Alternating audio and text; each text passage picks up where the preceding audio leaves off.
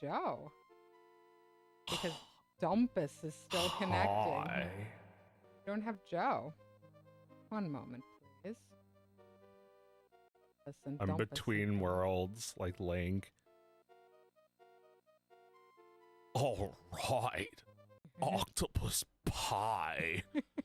Finally, some nipples in this universe. Oh, I'm hearing a little skipping from the game. Are you? Yeah. In fact, it's dropping out consistently every couple of seconds.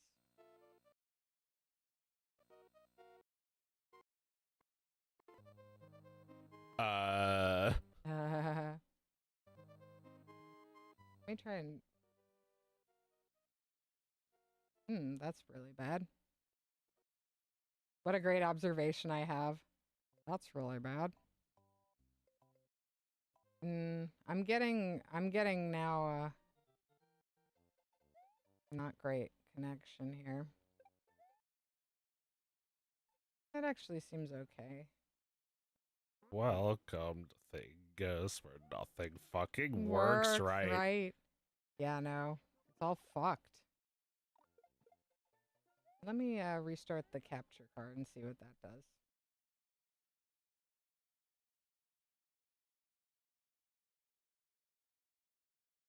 Doesn't work. Nothing fucking works because it is Windows.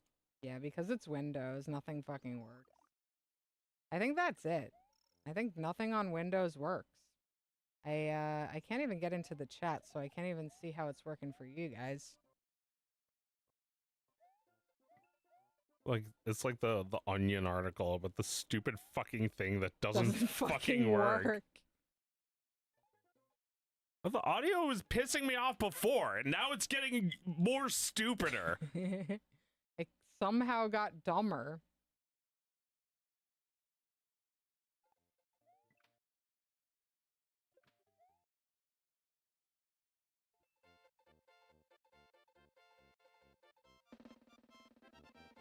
What are we doing about this? I think I might have gotten the game audio.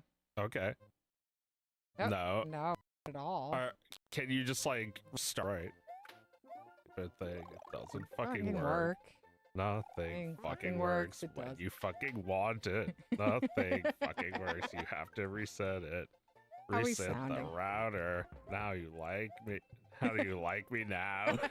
How are we sounding, guys? Is anybody still there? Nah. No, they moved on. Yeah, don't worry about Well, them. it's just gonna be a Thingus for us tonight. Yeah, just a very personal Thingus. They're all saying good. Good? Oh, that's good. Good. Because I wanted the chat here because I have a question. Okay. What video game do you want to live in? What video game do I you feel wanna like this live is an interesting question for me mostly, but maybe someone else. But it's been circling around in your head. Yeah. The idea, like, cause like when you're in a game like Super Mario World, you can't live in it because there's time limits everywhere. It's been a slow progression, but they've made games more livable. Like Or live-inable. Live-inable. Well, I mean, yeah. people do live in games. It's like in the past, in the previous Mario games, you couldn't revisit levels like you can here. They made it more habitable for humanity. Like, here, I'm just gonna go to Yoshi's house to like hang out there because that's the place you can live, or that's like an example of a place you can live. Like in Mario 3, the levels die after you complete them, so you really can't live there. Right. But like, well, like, you know, I feel like this question is kind of specific to an older kind of game. Okay. Because, like, well, not necessarily, but like maybe a platformer where we can go here too. You can live there. Can live There's no here. time limit, right? You can have tea. Time is 0. With me. You can live here. You can be with me. Yeah, you this can is get a nice. 1-up. Yeah, it's nice. Just live here for a bit. Just live Just here. smoke a bong. Oh, let's do it. Or wait, hang on. Let's not waste our own weed. Let's go to Yoshi's house and smoke his. Smoke his weed. Rizuan says Tomba. Tamba is a game you'd live. Timbalisto says Stardew Valley. I feel like the whole point of that game is to live in yeah, it. I was going to mention Stardew Valley because that's where the progression led to. This is where we started. Yes. And that's where we ended up. We wanted to live in a video game. So they made Stardew Valley. Yeah, they made Stardew Valley. Well, yeah, like Harvest Moon was a thing. Probably soon after this game. Right. Maybe because people were like getting really attached to their little game worlds. It was the 16-bit era and suddenly everything looks amazing. And then you wanted to live there. And you wanted to live there. Yeah, right. I mean, before that it was like video games aren't real.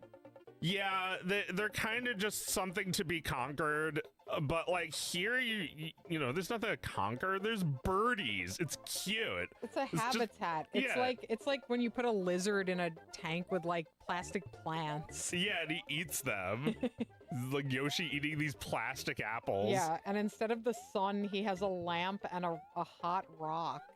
An electric rock. Cute. Yeah, you could just be a Liz. A Liz. You just respawn the apples. But yeah. Everything in Mario, you wouldn't like living in Mario Kart because everything smells like gasoline. You're absolutely right. Yeah. Mario Kart smells like that ride at Disney World where there's like go-karts and it just smells like pollution. It's like the only ride with no line. It just smells like fungus. There's like dead toads in the ground.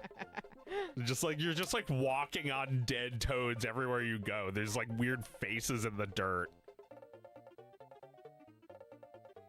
Look how much smoke is in there. Oh, nice. That's all for you. Thank you. I wouldn't want to live in Mario Kart, no, but you're absolutely right. I'd like to go there and smell it for like 15 minutes.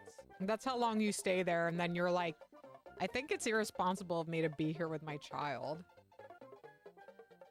Yeah, he'll want to live there. Yeah. Can I get the lighter? Careful, it's like a torch. Oh, yeah, this thing's cool. Does the job. So, oh, it would smell like the bumper boats at Adventureland. Adventureland. Adventureland is one of those places I don't remember being to, but my mom is like, you were there. And you were too. Yeah. I don't remember. What's Adventureland? A place that I don't think exists anymore. It was a theme park. Yeah. You remember McGinnis though, right? Oh, man, yeah. That was some Long Island fun. That was like really close to our house. Yeah. It was a permanent carnival in a parking lot. Yeah. Yeah, McGinnis. Oh, it still exists. Adventureland still exists. I guess we should go. Out of some false nostalgia. I was there when I was 2. There was also the Land of Make-Believe in New Jersey, which is nearby. Oh, does that still exist? I don't know. Probably. I gotta take my kid to some theme parks that aren't Disney. Some Crundus exactly. Disney He needs some Crundus Disney ripoff. Well, yeah, there is, you know, you do want both, right? It's not just about having the best of the best, the Disney version. No, no. The best of the best is like one kind of experience, but Crundus is another kind of experience. Crundus is a complete experience. Yeah. Well, it's just like it lays bare what all of this is, which is a bunch of machines in a parking lot. Yeah.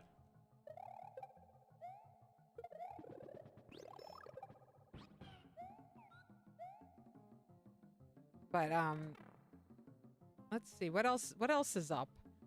Do we want to talk about the news of the week?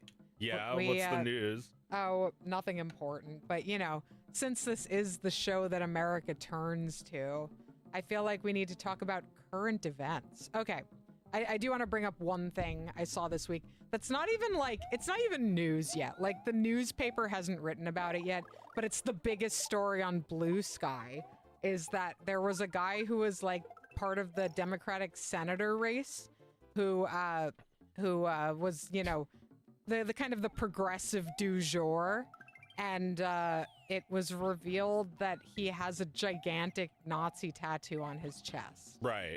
Did you see that? Yeah. Okay. I heard about that. Yeah, everyone's talking about it. So like, you know, it's dividing. It's dividing the left. Yeah. Because, you know, his official statement, he went on that Pod Save America show and was like, now listen, I was drunk and 25 and I went with I was in Croatia and I went with my friends and, you know, just an idiot. I just got a tattoo. I thought it was cool. It was a skull. I didn't know what it meant. Like, meanwhile, this guy has like he's like he was in the military for fucking years. He worked for Blackwater for years. There's no way he doesn't know what it is. And also, it's like 6 inches big. Yeah. And, you know, there's absolutely no way that story is true, as much as people on the internet want it to be true, because when you're a drunk idiot getting a tattoo, you get a tattoo that's this big on your ass. Or like on your waist, you know? When you're a drunk, the thing is, for the people on the internet who've never gotten a fucking tattoo in their life before, an impulsive tattoo is a real pain because you gotta like get that shit all set up.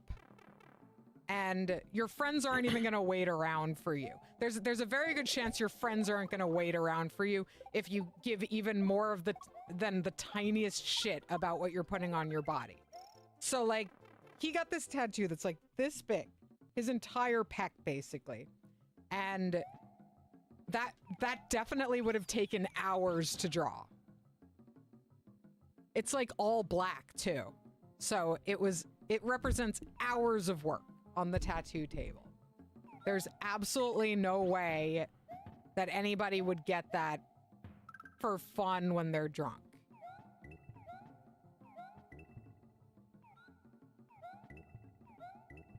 So why'd he get it? Because he's a Nazi. And he's infiltrated the left. Yeah, he's doing like a John Fetterman thing, you know? Our pride and joy. John Fetterman, who convinced everyone he was salt of the earth because he's ugly. And he votes Republican on everything.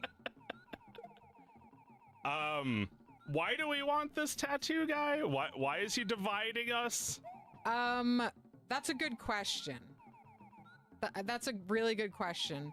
I mean, you know, hard to trust anybody on social media, like, because they don't even need to be paid to, like, you know, they'll support some guy like this for free because they think it'll benefit them in some way at some point.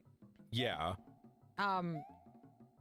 Because in a world where that wasn't the case, we would never have any loyalty to any politicians.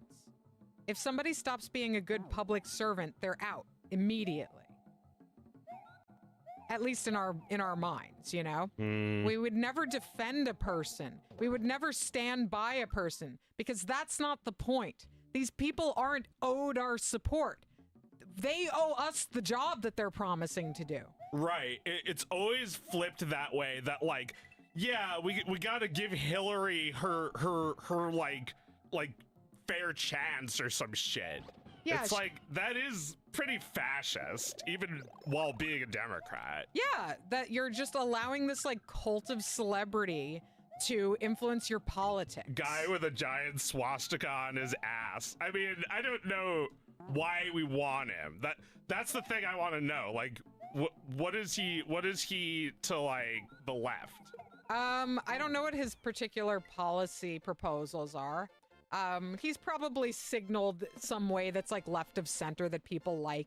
Maybe he calls the war in Gaza a genocide. Maybe he I don't know, he thinks Mamdani is cool. You know, like very easy things to say over a year out from the election.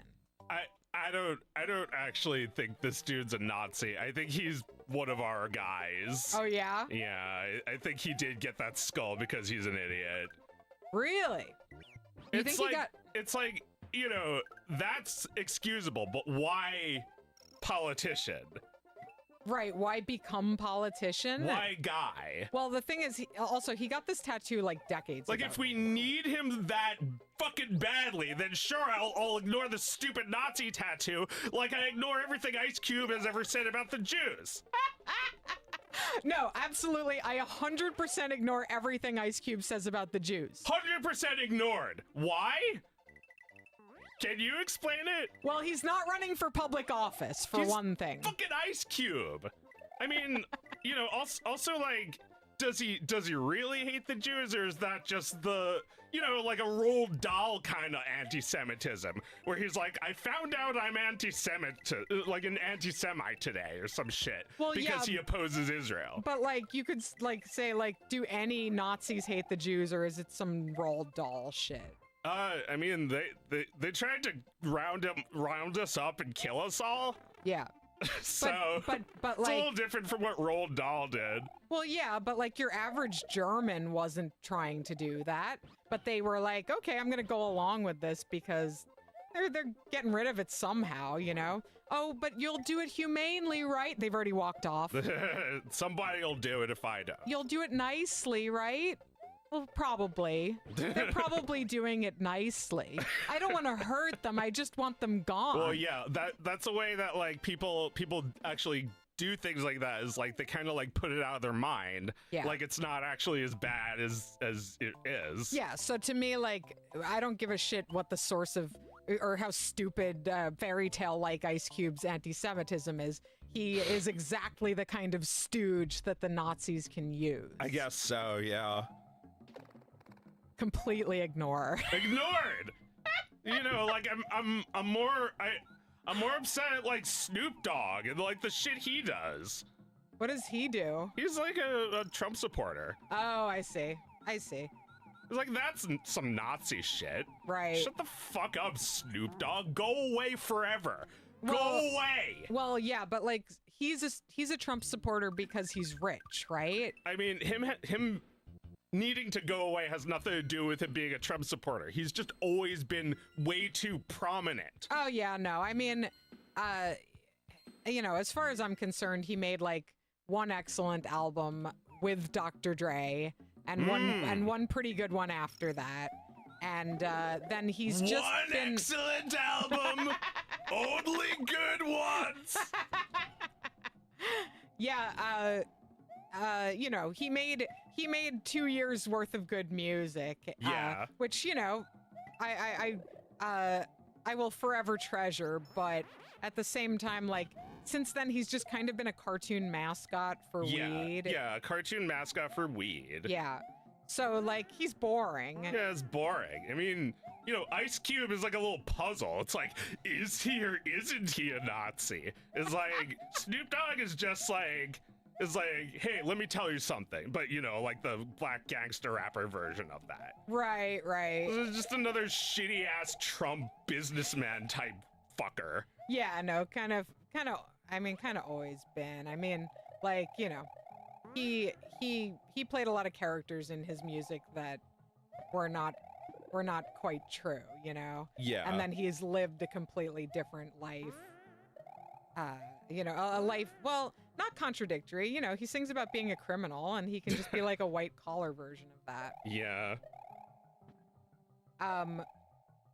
Why do we ignore Ice Cube's anti-Semitism more than like Kanye West?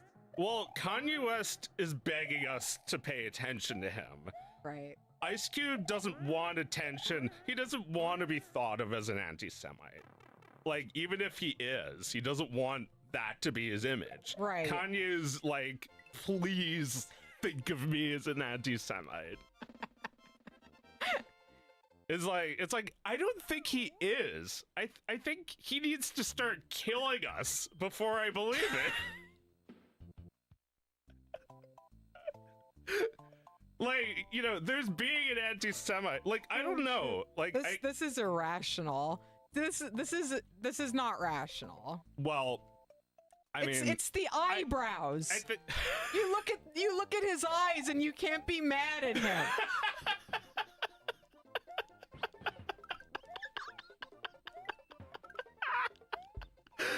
don't know. It sounds rational to me. This is the eyebrows. It's like, no, this is Ice Cube, the today was a good day guy. He's just frozen in that that position for you. Yeah, I guess so. Like he's the maddest one of those guys in the NWA. He's the most attitudinal one of all. And yet even he can admit when everything goes right. Yeah, it was a good day. Yeah, it was a good day. I went for a walk. It was beautiful autumn day, like perfect weather for that. Absolutely. I took Oscar into Philly for we went to the new museum, Calder Gardens. It's Alexander Calder and his like mostly sculpture work, and it's a brand new museum, so the architecture is all custom designed to the sculptures, which is really beautiful. It's like indoor and outdoor. It was me and Oscar and like a bunch of elderly people. Cool. The homeschool mom and all the elderly people, and yeah, we had fun. And there was an old woman who like Oscar like you know, he like held the elevator door for her or something, and then like as she was walking away, she was like, he is so handsome, like in earshot. They never try to hide it from, they never try to not talk in front of him. They're like, he is so handsome. I'm like, oh, thank you. And she's like, and you know how I know? I had 2 brothers, 2 male cousins, and she just rattled off all of the boys that she's had in her family, and then nothing else. And I like, after she said that, I was like, all handsome? And then she like laughs and we start walking away from each other, and she stops and turns around and says, all handsome.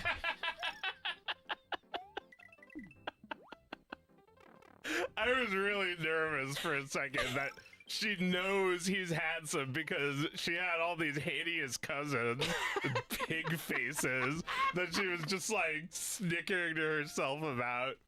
You might be right. You might be right. Maybe she paused because she thought we were joking there. She was like trying to tell if I was joking by asking that. Oh my god. And she wasn't going to say to me. I fucking hate what old people are, but I also love that I'm turning into that.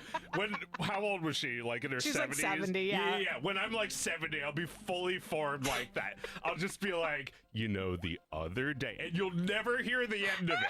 It'll just be like the most nonsensical shit you ever heard. And it's so funny to me only. I'm becoming like that in slow motion. It's crazy. It's like I can tell the shit I say to people who even like in their 20s is so incomprehensible. Absolutely. Boring. Absolutely. You know what well, okay, I actually want your opinion on this one. Am I screaming as much as Mom did? In what regard? Okay, if I drop a plate, if I get slightly spooked by something. I mean, I feel like the times I've been here for stuff shattering was like there was like a giant cabinet that you moved and something shattered, and then you're like, okay, let's just take this slowly, and then you moved it and something else shattered. Right. And I think you know, considering the situation, you held it together pretty good. I didn't go, ah! You didn't go, ah! like our mom might do. You know, you may have like needed to exit the situation immediately. Right. But I don't think you just like panicked. Okay. It's not manifesting quite as much. I mean, when we play video games, you are like that. You scream at everything. I scream.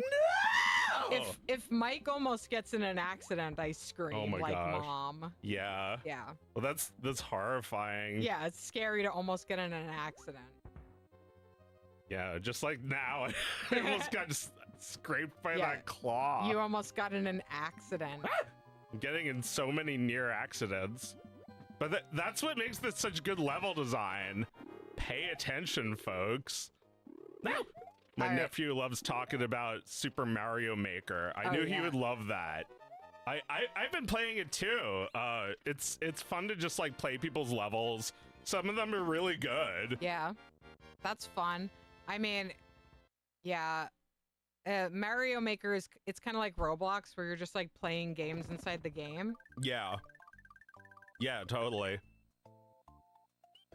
Nintendo wanted to get in on that one. Yeah, well, because those are the only video games anyone's playing. Like, like new Mario game, they're not gonna make a new Mario game because kids don't play new games anymore. They'll probably make a new Mario game. You know. There was a new game on Roblox. It was like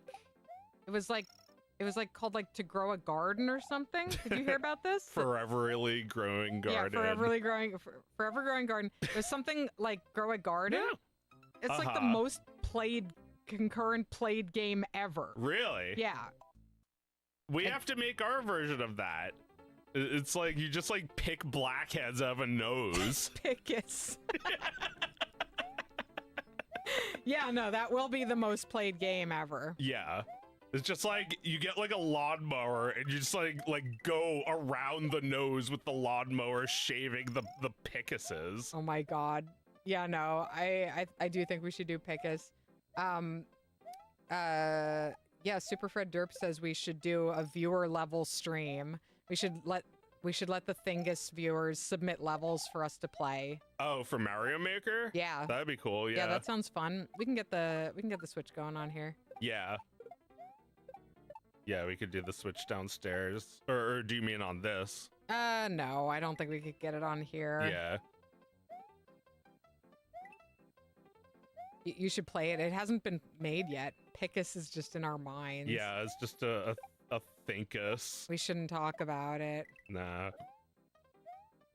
No, that's, yeah. Although I've decided that you should talk about your game a little. A little. Because, you know, when people are like, what have you been doing all week? Don't just say nothing. Right. right. You can talk about it a little bit. Well, like, it's like, the problem with talking about too much is that you, like, you tell them everything. It's like they can't even play the game anymore because you like, explain the atoms that make up the game. Right. You have to be very careful about what exactly you say about it. Yeah. You can't say the thing that's going to give it away. You can only talk about things that you've actually actualized so far. I think that's the way to go, is like I made a level in my game that's like, you already did it. Right? If you say, I want to make a level that's over. That's fucking over. You just blew it. You just tweeted it out. Yeah, it's true. You set it on fire and it evaporated in 1 second. Yeah. You're right. There is a difference when we say don't talk about your game. There is a type of talking about. There's a difference in the way you talk about it. Yeah. It's not like Fight Club where you're forbidden from discussing it. Yes. And you do it anyway. Yeah. You should just lie about your game. Yeah. No one will remember because it's going to be 5 years from now. Well, that's what people do. They lie about their game, and then the game doesn't fucking do that or happen. Or happen. It's like Star Citizen is like $1 trillion game that's never coming out. Never coming out, yeah. It's like people have already bought galaxies in that game for like $1 billion.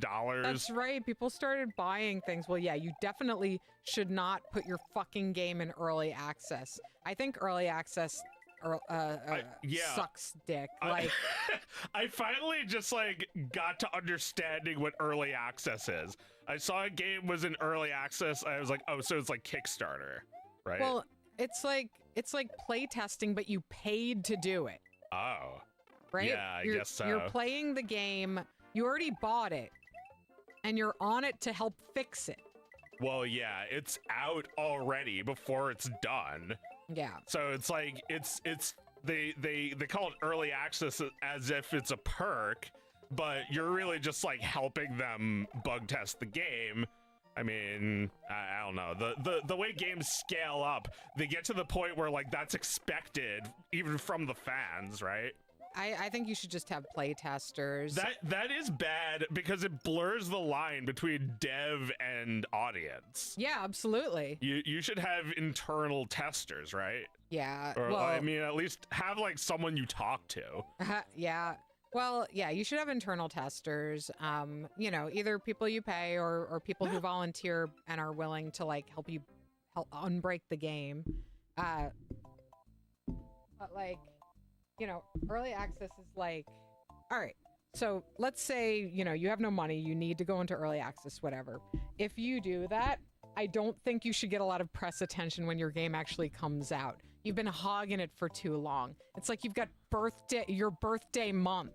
Right? Like your Hades 2. Month. Hades 2 is in early access for what, like a year? And then everyone's talking about it like it's a brand new game. Yeah, you kind of get to release your game again if you do that. Yeah. Yeah. I saw Pikmin 4 was trending. It's like, didn't that come out like a year ago or 2 years ago? I guess they're just releasing it again for the Switch 2 or something. Yeah, no. These aren't new games. These aren't new games. Da-da-da-da. These aren't new games. They're old. These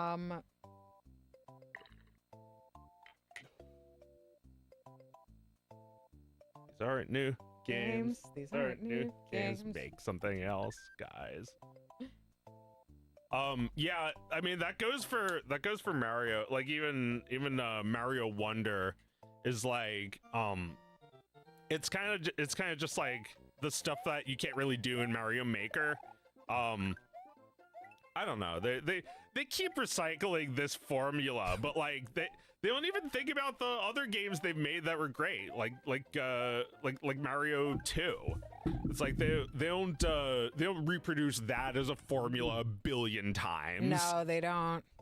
Switch 2 more like 2 games. That's good. Well, yeah, they're probably gonna make a Mario game, but ever since like the GameCube, it's not been a launch title. It's always been like a year or two later. Yeah, it's kind of a bummer. Yeah, Mario is well, yeah. You were saying like kids don't care about Mario. Yeah, in the big sense, yeah, they don't. It's not the most important pressing thing for them. Well, they like the movie, you know? Right. It's more about the brand and the IP than the actual game. Yeah, that, you know, it's like how Mickey Mouse originates in like short cartoons. They don't need to make any more of those with Mickey. Well, also like your son isn't like the specific actual, well, what is the target demographic for Mario? My son. It's your son, but like he's not like able to play these games fully. No, he doesn't have the skill to play the games. So he just loves Mario for everything he does have access to. Yeah. Which is like the first level of a lot of these games. Yeah. I mean, you know, him not having the skill is not necessarily an age issue. We just don't let him play video games often enough. Yeah, I guess that's true. Sorry, kid. I mean, you know, it's probably good for his eyes to not look at this 70-year-old TV all day. No. I think maybe, I wonder if you can get under that line of little flying Koopas at the end. Yeah, I just need like a power-up. I don't know if there is one. Or you can just be ready for those guys. When? At the very end, there's a big line of them coming. You keep dying the same way. I'm like not paying attention to the way I'm dying. All right. Let me see if I can remember where it happens. I think it's up. No, it's not there.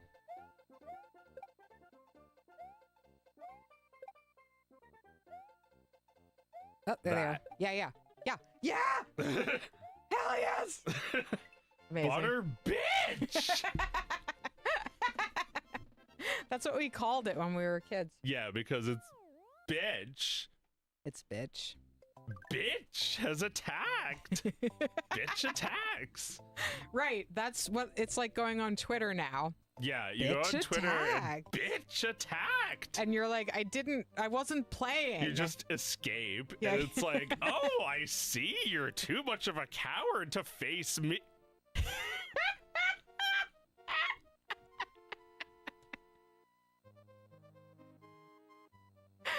You know, because of the political climate, there's many bitches lurking. You know, That's true. I don't know if they actually played your game or just hate it for some other reason. Yeah, they hate it for reasons that I forgot. You reminded me today the reason they were mad at me, and I had already forgotten about that. Yeah. Well, yeah, no, they think it's gay. They think my shit's gay.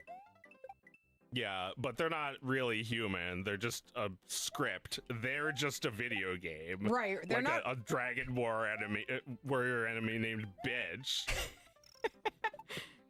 A fucking bitch attacked, and they don't speak English that well.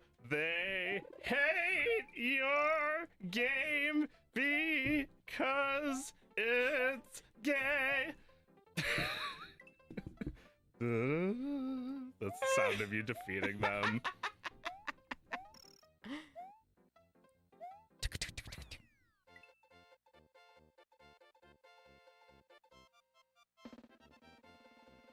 bitch attack. Yeah, there's lots of bitch attacks. It's like shark-infested waters, except the sharks are like really wussy. The sharks are like 13-year-old boys. Yeah.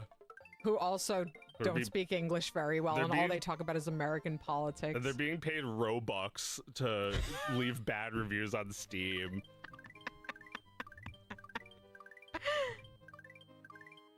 Oh, fuck. Yeah. Bitch attacks. What else do I want to talk about? Alright. I've got a couple here. Lamb chop. Oh, yeah. Bugs Bunny's getting into the boiling pot. Or too many games. I don't know. You pick. All right, let's talk about Lamb Chop. Okay. So Lamb Chop was a beloved children's character in the 1950s and 60s. Lewis. Sherry Lewis. And then in the 90s, she brought the show back for a new generation. I didn't know it was that old. Oh, yeah. Yeah, no. She did it like way long ago. She was super young. She was like this hot woman. She was hot. Yeah. Doing Lamb Chop. It's like hot Jewish woman with curly hair. Yeah. Doing Lamb Chop and Hush Puppy and Charlie Horse. And in the 90s she came back, and I remember like our mom really wanted us to tune in for Lamb Chop. She wanted us to like Lamb Chop because she had so many great memories of Lamb Chop. Wow. Yeah. She was like, "Oh, Sherry Lewis is coming back." She was so excited about it. Back. Yeah, she's back. This is my comeback. But the thing is, Lamb Chop was a hit, and yeah, I liked it, and we liked it. Yeah, I didn't even know it was a revival. No, it seemed like a totally unique show to us. Yeah, it was new ideas, like I think the song that doesn't end was created in the 90s. Oh, okay, yeah, that feels very 90s to me. Yeah, yeah. Although she could have just been ahead of the times. I'm pretty sure it was created for the 90s. And it was a big hit, you know? Like, everyone was singing that shit, like at school. Yeah, a song about how everyone was singing it, and it worked! Yeah, yeah, it it's worked. Like they wished it true. I know, she made a fake hit single, and it became a real hit single. An annoying one for children. Yeah. Tremendous, right? Yeah, back when kids watched, PBS and shit. Like, although maybe it actually started on a playground by actual kids in the 50s. Maybe that would be interesting. I don't know the lore like about Jingle Bells, Batman Smells. Right. It's folklore or folk music. I don't know the origin of This Is the Song That Doesn't End. I would assume that Sherry Lewis made it up. But, probably, yeah.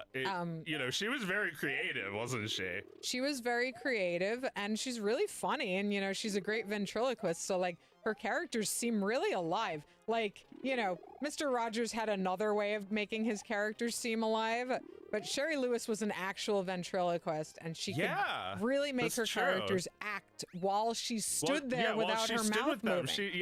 That was amazing. Yeah. And she was funny. And I remember one particular video special that was like it was like 101 things to do when you're bored. Uh-huh. And a lot of them were really fun. I watched it all the time. Uh-huh. Cool. So anyway, I loved Sherry Lewis. I loved Lamb Chop. And let's play something else. Oh, sure. Play something else. I really loved Lamb Chop, but you know, Sherry Lewis died at the end of the 90s, and Lamb Chop, as far as I know, all right, so I'm a little confused about who owns Lamb Chop, because Sherry Lewis's daughter has basically made a little career out of carrying on her mom's stuff.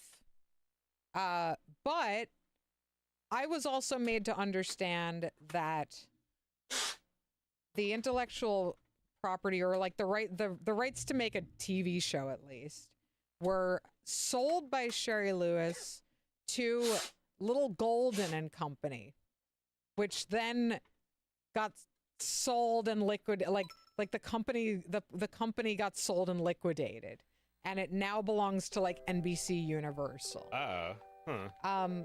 But at the same time, her daughter, who also does ventriloquist acts with Lamb Chop, so she clearly has some rights to use her. But I don't know which one of them. I don't know which one of them. The fucking grotesque corporation, or Sherry Lewis's daughter, who the jury is still out on. Which one of them is making dog toys of our girl? I don't know. Maybe it's just like someone's making it without permission and no one's stopping them. It's definitely an officially licensed toy. Yeah. Yeah. But otherwise, I feel like yeah, it doesn't feel like there's anyone actually in charge, or like no human being. It's like the company that owns Lamb Chop doesn't know they own that. You think it's licensed out by NBC, but they don't know about it? I mean, it's a very successful toy. No, I mean, it's licensed out. They get paid for it, but it's not at the front of their minds. They're not thinking about it. They don't realize, like, how often do they get a new CEO? Like every 6 months? It's like they're not really brought up on the like, penny-sized IPs that they own, right, under their massive fucking umbrella that owns like half of the universe. It's like Sherry Lewis is barely even on our minds, and we love her. Yeah. No, I mean, no one's making new Lamb Chop TV. Well, you can never recreate what she did. That was all her. And it's cool that there are people like her daughter that are like that too. Yeah. But like that's still a really obscure person to be. The company has no interest in hiring her, right? I guess not, because they haven't. I mean, she performs with Lamb Chop. I haven't seen if her performance is any good. She would definitely be the closest possible version of it. Well, she may just not give a shit if she doesn't own the rights to Lamb Chop, because she's Sherry Lewis's daughter. Right, right. I don't know if you heard about the KFC thing. No. So, like, the KFC recipe has been revealed by the, like, I don't know if this was already revealed, but it was like the grandnephew of Colonel Sanders or something was mad at the company. Oh, so yeah. he revealed the recipe that he had a copy of. Oh my God, really? Yeah, he was pissed off at some decision they'd made, and just like, straight up like told everyone how they made the chicken. Holy He's shit. got the fucking recipe. That's allowed somehow. It's I mean, like, they probably won't sued him. respond to my emails, so here's the recipe. They probably sued him. Well, if they sue him, that's admitting it's really the recipe.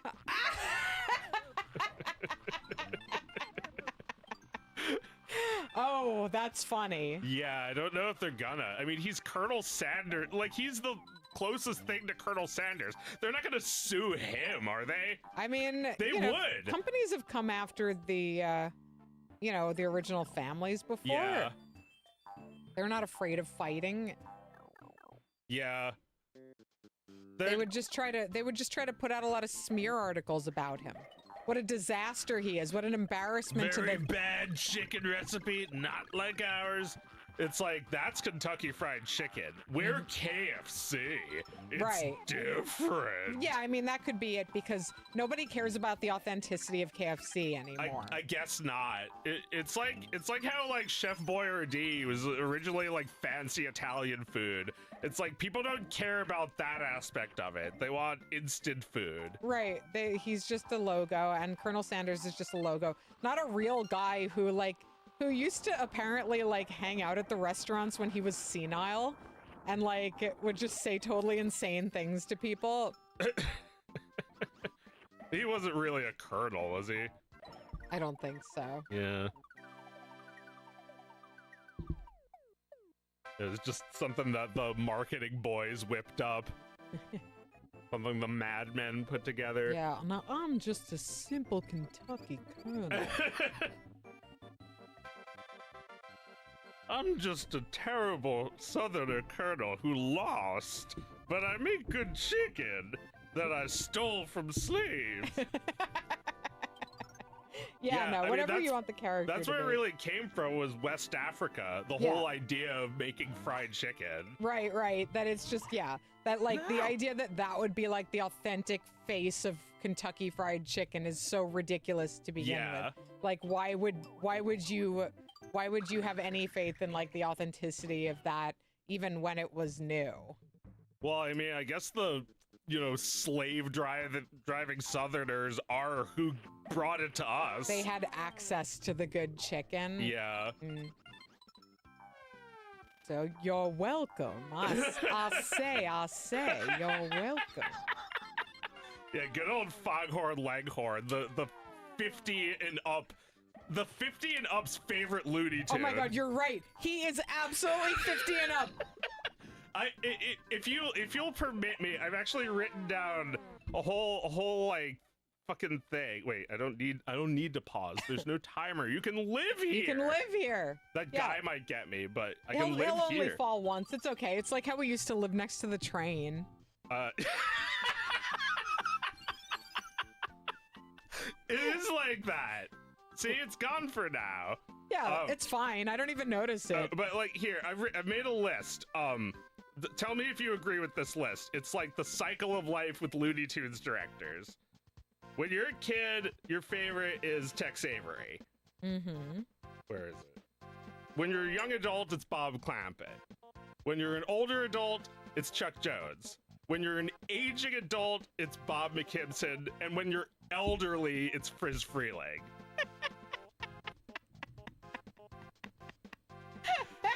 Even Bob McKimson fans are younger at heart than Friz Freleng fans. Oh, fuck. Yeah, I mean, Friz Freleng is one of my favorites, and like no one even likes him. But he made like, we were just quoting his fucking cartoon. Wham! A homer! Wham!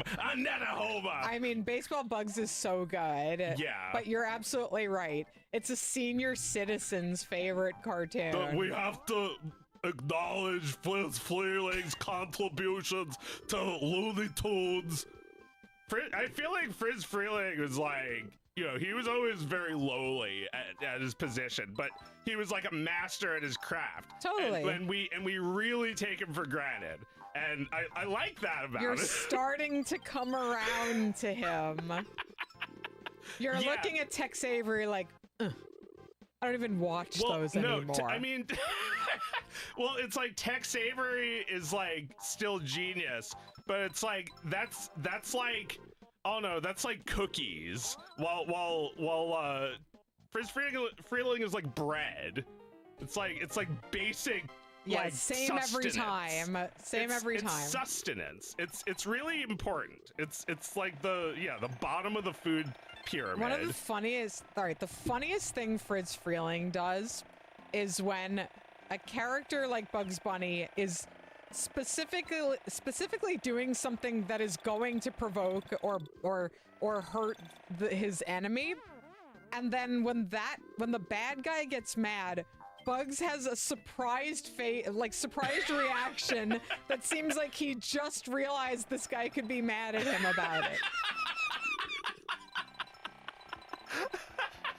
Yeah, like, ooh! Right? Like Bugs gets shocked when Yosemite Sam goes, ooh! Yeah, and Carl Stalling makes the sound. Yeah, makes the orchestra hit. Yeah, that is really funny that Bugs will just be like messing endlessly with someone, and then when they even react a little bit, he'll be like shocked at that. He's running up and down a little staircase. Fritz Freeling loves that joke where a character's running up and down a little staircase and opening and closing a door.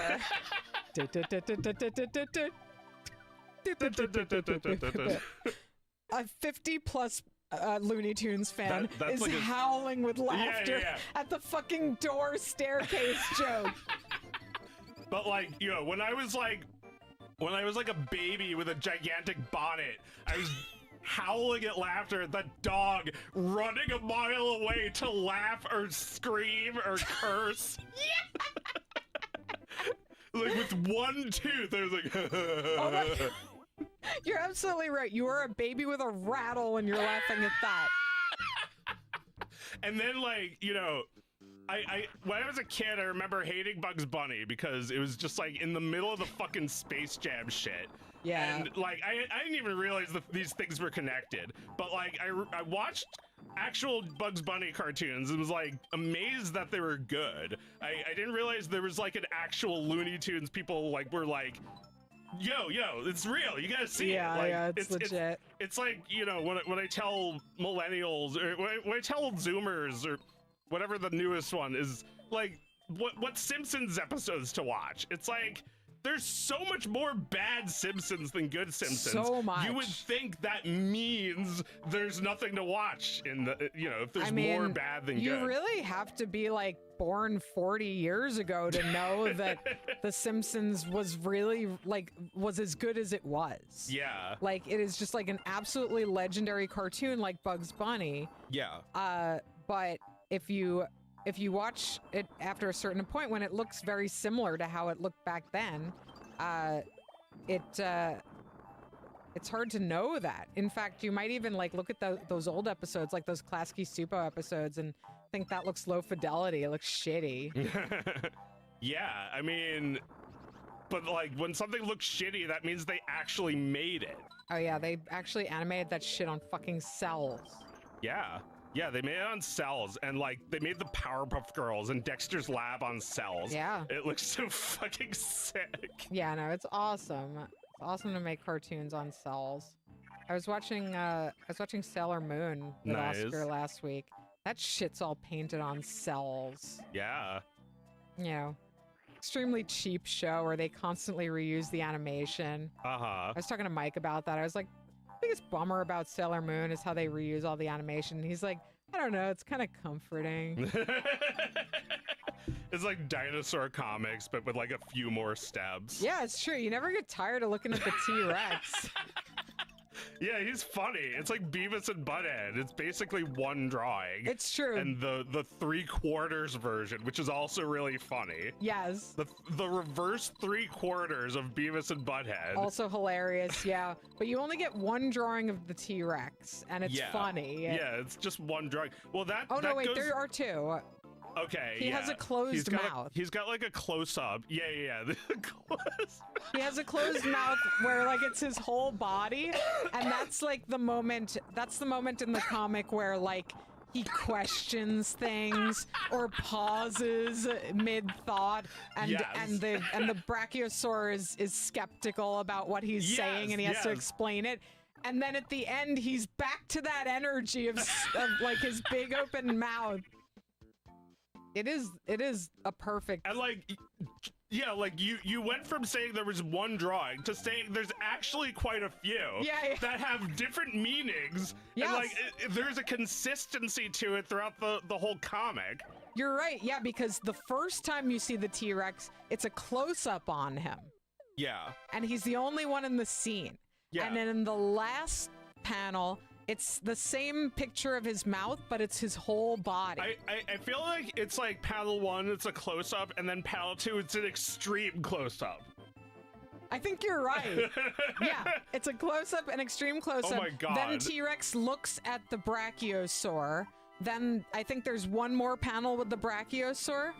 Yeah, Utahsaurus or something. Utahraptor. Right, Utahraptor. Right. And yeah, the non-verbal one that's also there, right? Yes. Does it ever speak or? Sometimes the other dinosaur talks, yeah. Or they're talking about it. It's been a little while since I checked up on Dino Comics, but I'm sure I know, it's the same. I know, every time I look at it, it's still the same. It's still fucking funny in the same way. Yeah. And Ryan's not tired of it yet. That's cool. You know? Well, I don't know. I haven't asked him in a while. Well, yeah, I mean, what if he just made like 30 years of dinosaur comics and they're still airing? That could be it. Right, if you asked Ryan, like, are you sick of that comic? And he's like, oh, I haven't thought about that in a really, really long time. Like, but it updated 5 minutes ago. Oh yeah, no, I did all those like 5 years ago. It's just like, yeah, like in slow motion is resurfacing. I think we all need to, I don't know, maybe people are out there giving dinosaur comics its flowers. But I'm kind of feeling like we need to all talk about what dinosaur comics means to us. It's a website that doesn't change. Yeah, it shouldn't change. If it ever changed, that would just be wrong. There's something about it. I mean, I guess it could change on April Fool's Day, but then we'd be relieved when we look at the calendar and realize it'll never change. It'll never change. Well, you know, it's run by a human being, so it will change. I guess, and every episode is different. It's like they all have something new to say, even if it's the same. There's no reruns, no AI generated content. And no good graphics. You never have to use like mental ray rendering or NVIDIA AI chips to improve the visuals of something like that. Oh my God. No. Or this. It's just quality. Quality. They did make a microchip just for this fucking game. Oh yeah? The Super Effects chip 2. Yeah, well. That's how they can do these cool effects like this thing. Yeah, that is so awesome. But no, they didn't need to make a whole internet just to accommodate dinosaur comics. Yeah. Or like, you know, or XKCD or any of these like extremely low-tech websites that haven't changed, that are still just like updating. Like people still like link to XKCD strips all the time. It's still extremely shareable. Sure, yeah. I think maybe we take old web comics for granted. Oh yeah, I mean, we're always like, hey, whatever happened to that guy? Is he still alive? And it's like, you're asking if a guy is alive. And it's like, yes, he's alive. He still makes the webcomic. He still makes the webcomic? God. Wow, you can't believe he still makes the webcomic. What are you fucking talking about? That's impossible. Like, no, he's alive, and it's not impossible that he's alive. It's only been a few years. Why do you think he died? Don't you think that would be like a terrible tragedy if he died? Yeah, like I thought he died. Didn't he die? Didn't he die? Didn't he become a sex pest? And like they're not even right. Like they just say things like that. Yeah. Yeah, like man, like, yeah, like you could just like say that and like entire channels just like stop getting views. I mean, I actually saw, I'm sorry, Ryan, I'm sorry to put you on blast, but I actually saw someone do that to Ryan North once. Oh. Where they were just like, it was like some big article about webcomics or something like that. It got a lot of retweets, and like right under the replies, this person's like, Ryan North, didn't that guy turn out to be a sex pest? And like somebody replied like, no, you must be thinking about something else, someone else. There's never been anything like that. And they didn't delete it. They were just like, I thought I remembered that. And it was just the top reply on this like really popular post that people were seeing. Yeah. Like, it's like, it was never supposed to get like this. The fucking Bill Cosby stuff was never supposed to get like this. He raped like dozens of women. Yeah. Like we were never supposed to turn it into fucking entertainment. To be mad about this. Yeah. Well, yeah, that's the thing. Like, who does this matter to? It matters to like the people whose lives were affected by it. It matters to sex pests who can distract from themselves. Like that commenter probably did something they felt guilty about. I mean, no. I mean, obviously, that period has only led to what we're experiencing right now, which is like a bludgeon that can be used by conservatives. Yeah. Get people fired and shit for getting in their way on the internet. And it didn't actually help. I don't know. It didn't actually fucking help anybody, because everybody who went public with a story like that had their lives ruined. Yeah.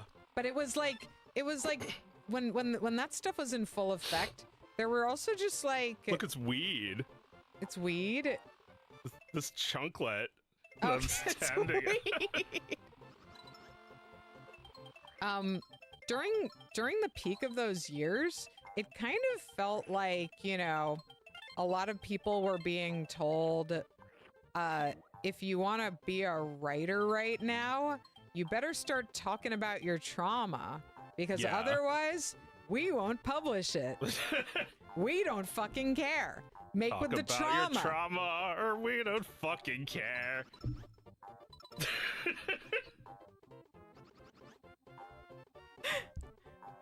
Yeah. We'll give you even more so you can write something. Yeah, it's just like, it became this like, it just became this way to like take advantage of people. A new way to coerce people into being vulnerable. Yeah. To giving their privacy up. Yeah, it is just like giving more data to the shit algorithm. Yeah. The shit gorilla. And it was like, that was the price to ride back then. In those heavy Me Too years. I think we're really just starting to like reckon with that now. Wasn't this guy a sex pest? It's like the Scub comic. It's like Scub, anti-Scub, yes, pro-Scub. Right, and they're like at war. Yeah, it's like a really contentious issue, and then it shows Scub, and it's like a product. It's like hair gel. It's like, this is what we're arguing about. The guy who makes this fucking comic, basically. Yeah. Like, some guy who made a webcomic 20 years ago is like your next Bill Cosby content lol cow for you to milk endlessly. Yeah. Which is definitely something that makes you a good fucking person. I'm a good fucking person! Oh my god. Yeah, no, that was a dark fucking time on the internet, and I don't think it's any better now. I think things are only worse. Well, I mean, it's a little better in the sense that now at least you can just like kind of tune that shit out. When people say shit about me, it's like, no one in my real present reality is saying those things. You have to like step into the sumo wrestler's ring in order for it to have any effect on you. It is true. Oh my god, Gabby, the thing you're talking about is gonna get me so mad.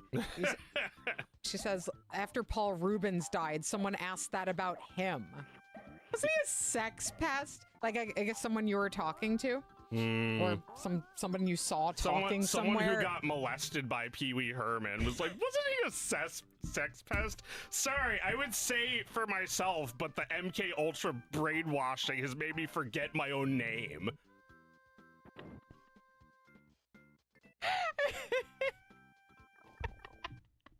It's like, you know, I know you're having fun online, but this is stupid. It's like, entertainment is entertainment, not people's lives. It's like stupid fucking tabloid shit. Well, Pee-wee got in trouble for that, like, you know, an early version of this. Yeah. He got in the newspaper. Just for jacking at a porno theater.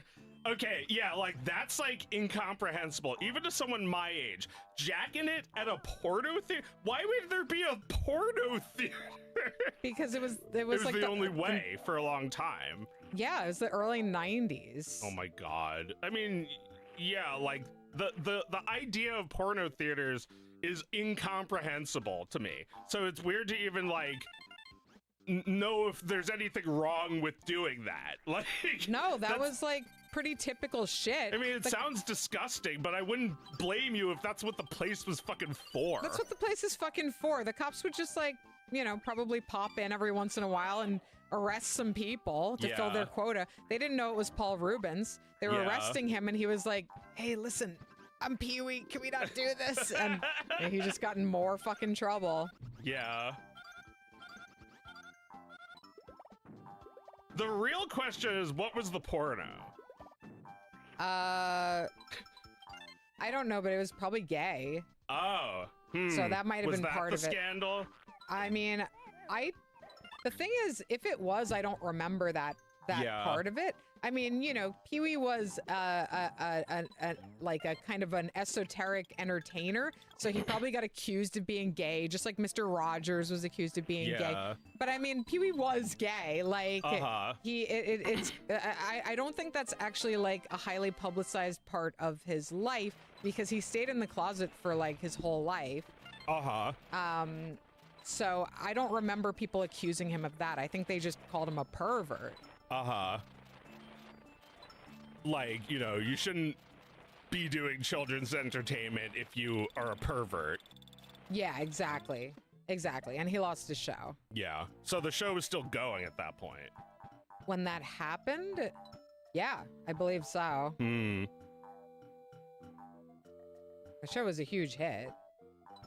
But like, the only people who can make good things are perverts. I mean, yeah. I mean, he was so talented. He must have been one. I mean, he must have been gay to not be attracted to E.G. Daily.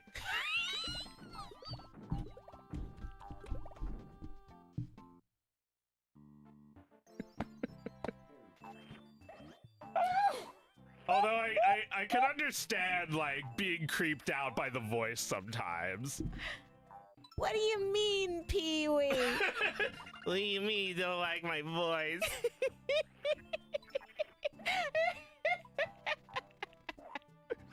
Oh, fuck, that's so fucking funny. Yeah, well, in the second Pee-wee movie, there's this unbearable scene where he kisses a woman. Have you ever seen that? Oh my god. I don't know if I've seen it. It is the most not really attracted to women, just kissing her, because I think this is... Like, it's funny for me to torment people with this. It's an extremely long kissing scene. It lasts about 2 minutes, and the camera pans in slowly on them kissing, just making out with their tongues in the same way for about 2 minutes. Oh, Mike loves this. I refuse to watch it with him. It's brilliant. It's hilarious.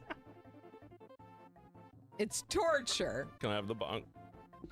Let me see if there's anything left in there. A little bit. This thing is freaky, but cool. Yeah, right. It's just a blowtorch. Aw, I love E.G. Daily. She's got the cutest voice in the world. Did you meet her once? I didn't meet her, but I did write her a letter. And I asked her if she would do a little recording for my website, for my Powerpuff Girls website. And I emailed with her first, and I asked her if she'd do it. And she's like, if you send me a self-addressed cassette, I'll send it back. Cool. And it took her a couple months, but she sent it back. Nice. And she did a few takes, too. Real profesh. And then at the end, she wrote, hi, Meredith, it's E.G. Hope this works for you. Bye. And it was really, really sweet. Oh. I'll never forget that. I remember that, too. Yeah. Hi, this is Buttercup. You're PPGworld.com. Yeah. It was really cute. Really cute and really nice. And the kind of thing that I don't think famous people can do anymore. Well, famous people are just like too automatically connected to their fans, so I feel like, you know, they don't want to talk to you unless you're like 18 or something. It's true. I mean, I was only like 15 or 16 when she did this. But you know, in those days, I just don't think a lot of people were emailing her, and I don't know that anybody else had ever asked for anything like that. And the website was pretty popular. Like Craig McCracken would post there once in a while. Cool. And like some people who worked on the show would say hi once in a while. And then like, you know, some of the people from that community ended up like, you know, not necessarily working on the show, but like drawing the licensed comics and stuff. So I think, you know, the people who made the show were like flattered by the website. And, Yeah. They wanted to show that they liked it. And I tried not to be too annoying to them. Do you think Craig McCracken knows who you are now? Probably not. I don't think so. I met him once, but I met him as a fan. You know, I told him I started the website, and he was like, "Oh, hi," and you know, he was very nice to me. But he didn't know that I was also a cartoonist and that I wanted to be an animator. I don't think he would follow up with me. Well, I mean, I'm sure E.G. Daily and, you know, Craig McCracken wouldn't mind being reminded of those days back when the web didn't seem so, like, unfriendly to famous people. Yeah. Well, if I ever found that EG video, I wouldn't post it, but I would tell people what she did and how I would post that. That was cute. Yeah. Yeah. Do you think so? I should post it. If you have it, you should post it. She gave it to me. She gave it to me for the website, so I guess I could still post it. Yeah. Well, yeah, it was incredibly sweet. It means a lot to me that she did that. I don't know if I have the recording. That would be awesome, wouldn't it? Yeah, I didn't know it was a tape. It was a cassette tape, so it's possible it still exists somewhere. I mean, it might be moldy, but I guess only one way to find out. Yeah. I have to find all my precious treasures in our mother's house. Well, yeah, like, that show was so fucking good. Like, we both loved that show, and we're just, like, waiting for it to come out every single time. Oh, yeah, and it stood the test of time. We've been vindicated. Oh, my God. I talk about all the time, the, like, the Dynamo scene where all the missiles come out. It's like, they actually put care into every single one of those missiles. Yeah, yeah. And it's like, they show everyone coming out individually, and everyone launching individually, and everyone hitting individually. It's so much fucking effort for something that does nothing to the monster at all. It's genius. It's like, what, you know, Dexter's Lab also, like, hit me like a giant rock. It's like, this is like such amazing cartooning, and it's like so cheap at the same time. Yeah, it's so cheap. Well, that was like the same thing with the Powerpuff Girls. It was so cheap. It was like cheap, like an old shitty cartoon from the 70s, because that's what they love, right? Yeah, like that UPA stuff. Yeah. The like almost like Clutch Cargo. Like like one step above that sometimes. Mm-hmm. Yeah, like some, I don't know, like some fucking shit you'd see on Wienerville. That's another Shari Lewis-esque puppet show. True. I wonder what happened. I wonder what Mark Wiener has been up to since Wienerville. Actually, I don't know if he's still with us. I feel like he might have died. I think he may have had an illness. Oh my God. I don't hope this is true, but I hope I'm not making this up. I think he died, yeah. I'm not sure. I forget. It's, you know, a lot of people like that you just lose track of. Some of them keep making shows, but, you know, it's not like they really need to be there for every single movement, like Picasso. No, like the guy, all right, so you probably know this. The guy who made Pappyland, he was only like 30-something years old when he was playing Pappy. And now he actually looks like an old man, to the point where I saw what he looked like and I'm like, holy shit, he's still the same age.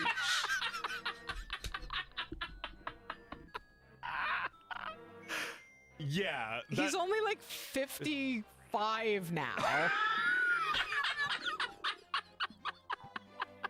He's not even the same age. He'll be the same age later. Yeah, he's still working toward being an old prospector. That's great to know that Pappy is not dead, and he's like not even old. He's not even old.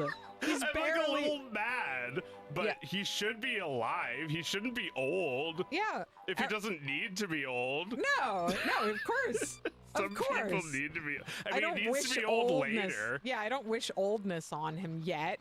I don't know if he'll ever be old. He was lying the whole time. Right. Oh my God. For all we know, he's still not That's old. another puppet show. Pee-wee, Wienerville, Shari Lewis, Pappy Lad. Yeah. We had a lot of puppets going on in like the early 90s. Mm-hmm. Well, it was a lot of TV being developed without profits in mind. Yeah. It was all just PBS shit. Yeah. And everyone watched that. Those were popular shows. Uh-huh. Because everyone had it, you know? Yeah, everybody's antenna picked it up. Yeah. You know. That's what Mr. Rogers said was a virtue, to make public television. It's like accessible. It's really accessible. Like, Sesame Street was like educational because it's like kids have TV and not a library. Yeah. Right. It's fucked up, but let's try to make it work. Right. No, exactly. Like Mr. Rogers, I don't think any of those educational entertainers on PBS had any delusions that like TV was like what they had to work with here. Yeah. They didn't have a library. These children didn't have books to read. They probably hate TV in a sense. Like Mr. Rogers kind of hates television. Yeah. I feel like he must love television, but like hate everyone else's television or something. Totally. He hated everybody else's television. He complained about it all the time. It made him mad. And what religion was he? He was Christian. He was like a preacher, right? Yeah.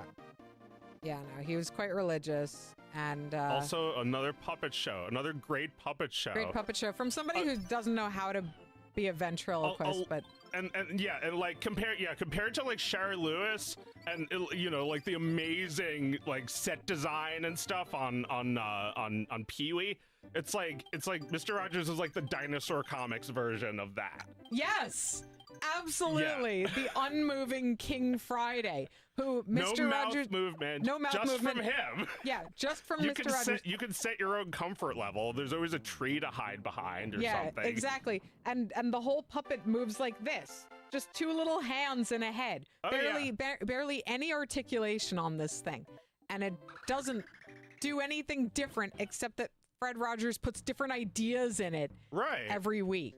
And you only need a little bit of like life to make it convincing. Yeah. And as long as you are doing it, it'll have life.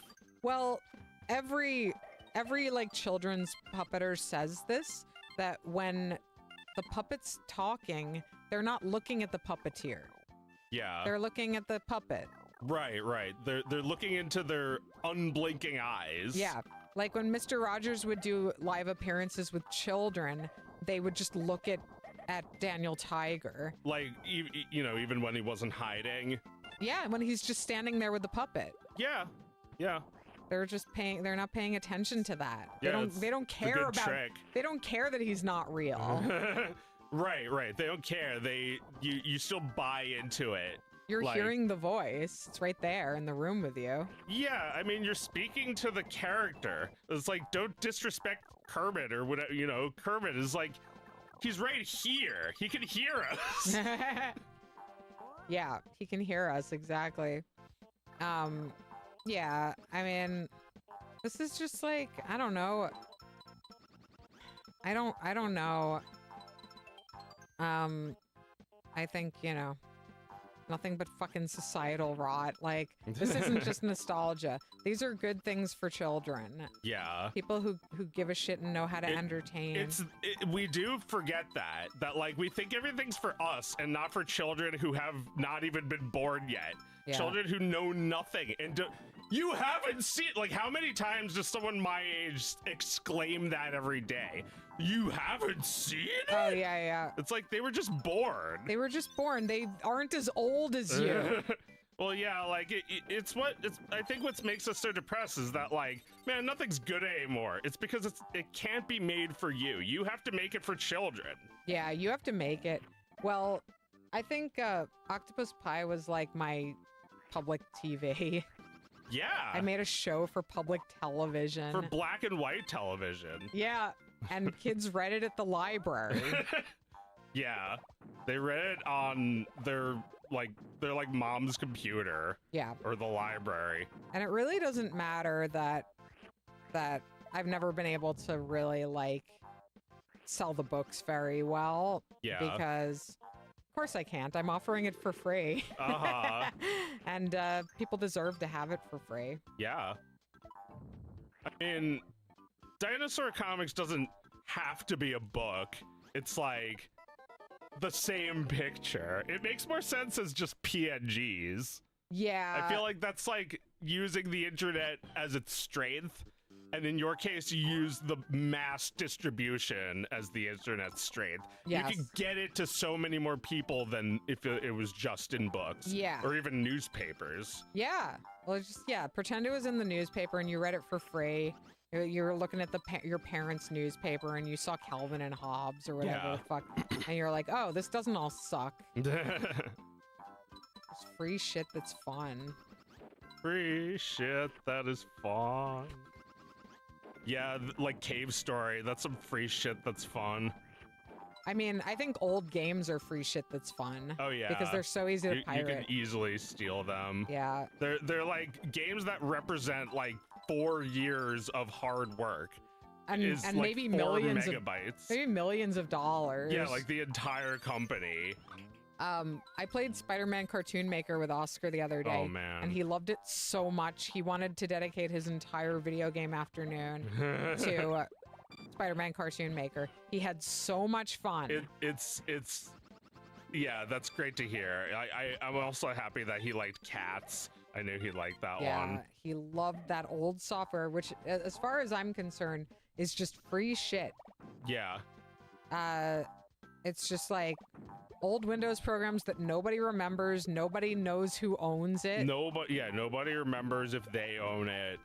They think, oh, why not just play like Cats 4? It's like, that's okay. I'll play the original. It's like you look at Cats 4, the cat is like a realistic cat on the cover, and you're just like screaming no at the top of your lungs internally. Yeah, no. Wait, is that true? Was there a Cats 4?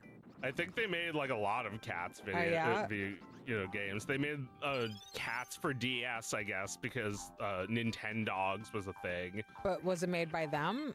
Yeah, although I don't know who them was. I suppose, like, in my mind, it must have been the original people must have moved on because the art style is completely different. Right. It's not like PF Magic or whatever the original studio was called. I like that, hitting the corner of the balloon.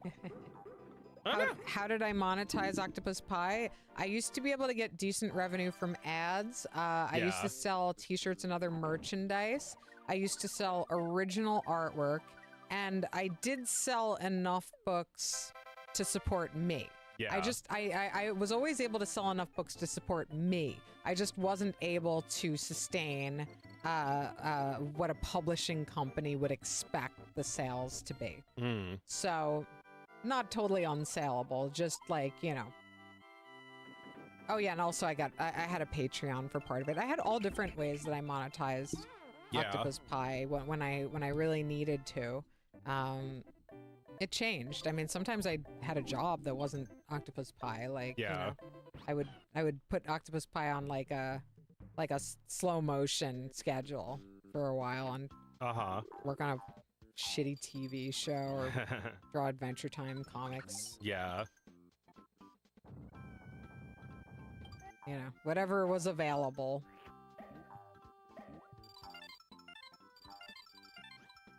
But for a time, you had full time to make that, and that was like, you know, webcomics when they were able to deliver something like that.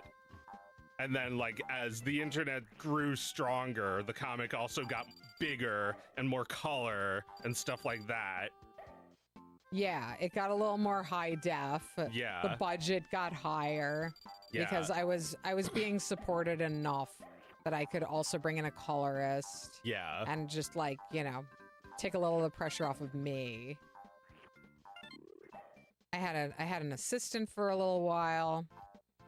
I was able to outsource some of the work of doing it. So yeah, it was enough for a person and a little bit extra.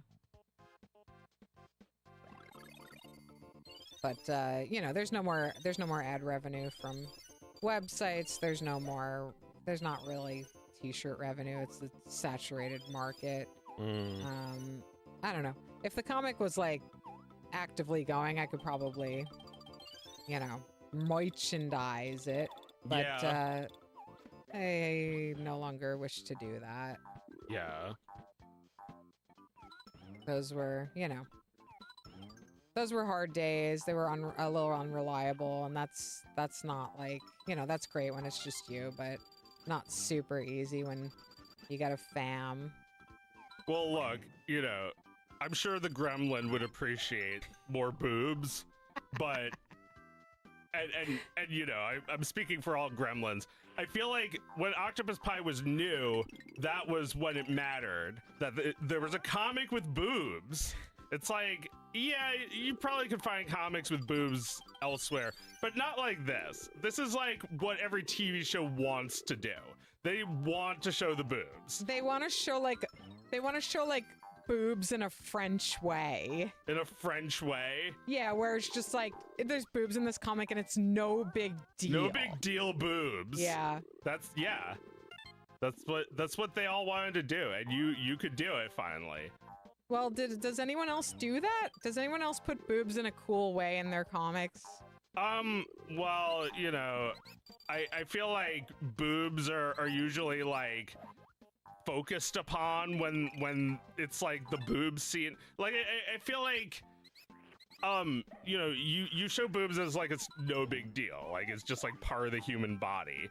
But there's still something, you know, a little erotic about how casually it's presented. Yeah, right? I mean, there would have to be, because people have an emotional attachment to these characters. Yeah, and seeing them come naked into view without any warning. Yeah, you're going to have a reaction to that.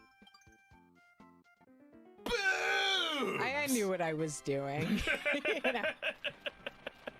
Oh, I love boobs.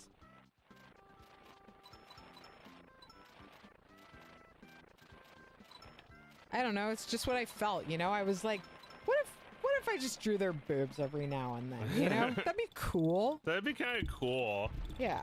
And no! That's the worst. You weren't even looking. I didn't see it. You didn't see what just happened to me. I'm gonna have to watch it on the VOD. This always happens. Okay, are you gonna do it again? No. To show me? That was a good scream too. I was busy. But you were busy looking at weed. I was busy looking at weed. She's busy looking at weed. And thinking about things. Like maybe smoking the weed or maybe not. But totally looking at weed. Ooh. I don't know. It's time for love and friendship. Making menship. A total eclipse of the heart. Oh yeah, Plaz, total eclipse of the heart. We used to say, oh yeah, Plaz a lot. I don't get it. I don't get it. I think please got added to oh yeah at some point. Oh yeah, and we would, you know, say it in this horrible voice. And then we added please to it. Yeah. We need to get our sister on at Hanukkah to explain this shit. Yeah, we need to like I don't know, discuss the Spider-Man cartoon maker thing. It's like, who started that, and why do we keep like trying to copy it and like make it again and again? Yeah. We need an extra perspective. There is at least one available perspective. There's another. It's like Yoda in Star Wars. There's another. There's another Jackie. This like Jackie is like, I don't think she knows it, but she's like the funniest one of all of us. Like she's the one who came up with all of the jokes that we stole and put into our work. Well, no, I mean absolutely. Like I feel like it's obvious. Yeah, we gotta give Jackie her flowers tonight. Yeah. It's obvious that we influenced each other's sense of humor. Yeah. But there's a missing piece there. Right. The third sibling that we all laughed together with. Right, yeah. It's Jackie, my twin. And I feel like Jackie is with us in spirit, but she's not like an internet artist person. So like, you know, you can only see Jackie's work if you go into the place where she makes it. It is very beautiful, but I don't know if we should blow up her spot without her permission. Let's not do that. No, I mean, I'm just saying, like, Jackie's also an artist and also very funny. And she made up Handsy Boy, and that's why that's in my cartoon where the sister calls him Handsy Boy. Isn't he Handsy Boy today? It's I don't know, me and Jackie just like would always just like say the same thing at the same time and laugh and high five. Yeah, it's like typical twin shit. Yeah, you had real twin shit. Yeah. Yeah, and you don't develop this sense of humor in a vacuum. You develop it in the womb with your twin. You develop it in the womb with your twin, and you keep it going until one or both of you dies. It's like, I don't know, if your twin dies, are you really gonna stop entertaining them now? Just like talk to them. You can already talk to them through telepathy. So like after they die, you can probably just like keep talking to them. Well, you did talk to her through telepathy because you made that video last week and then I sent it to her and she died laughing and you didn't do anything. You didn't say a word. I didn't have to. It just like made its way over to her. Yeah. It's like, I don't know. Like, we really do end up thinking the same thing a lot of the time. It's creepy, but like, I guess I've met other twins and they're even more like each other because they're identical, and it's like even creepier. But like, I don't know, it's just like two guys who have the same DNA. It's normal. Yeah. It's like you know, one's a girl. Like my sister is like a fraternal twin, but like still very similar to me, I think. Yeah, definitely. You're also pretty similar to me. I feel like we have things in common that are like consistent with us and not with her. Yeah. Like you know, we like getting out a microphone. She doesn't. That's true. We have brown eyes and she has blue eyes. That's true. And that's always divided us. That's always We've divided always been on the us. eye lines. Yes, it's true. It's true. Special privileges are divided along the lines of the eyes. It's true. Well, Hitler would be proud. Very good eyes. Your eyes need some work. all right, we got about 20 minutes. I'm gonna look at my list again. Oh, at wow. my listicle. I've been living so much of these games that I've barely gotten through them. I know. I didn't even play Tiny Toons. Yeah. Well, we can put that on now if you want. Yeah, sure. Oh shit. No. Yeah, I've played this game a lot. But look, I'll live here as long as I need to. Yeah. Because that's why they made it this way, so you could do that. Look how beautiful that waterfall is. This is so you could do this. You can do this. And those guys are never going to get you. Live here. Those guys are never going to get you. Okay, I have one more thing. I have one more thing written down to talk about.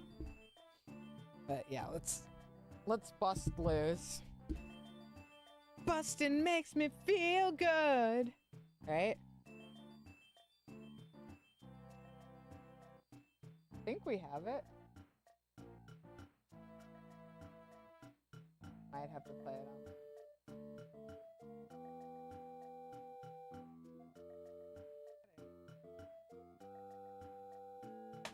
small.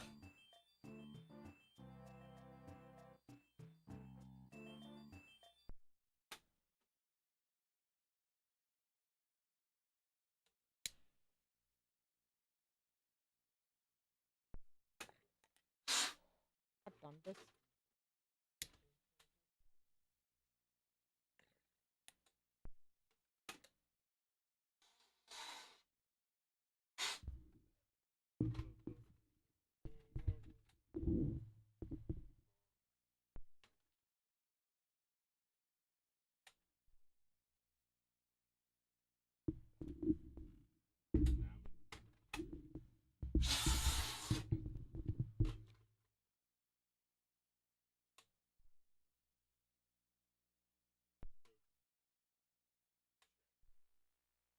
Yeah, there's no trick. Doesn't fucking work.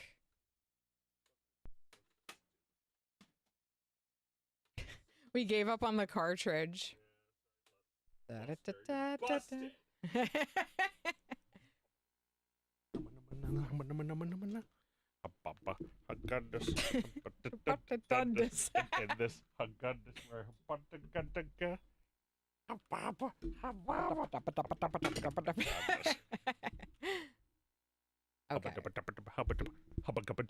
Yeah. Oh no, shit. No! Shit! Can I get... Oh, I'll get the bong myself. Okay.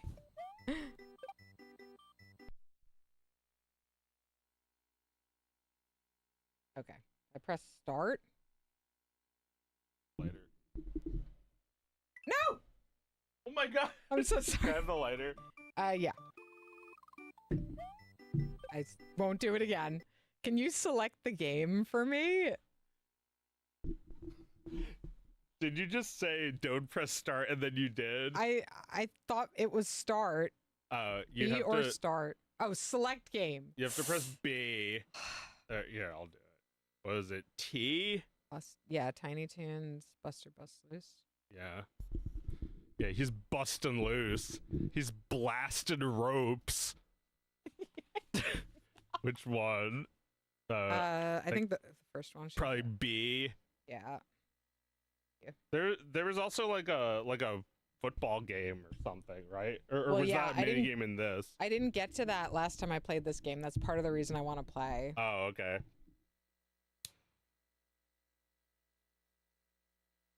Did Joe have to blow? Yeah, he tried. Did Joe have to blow?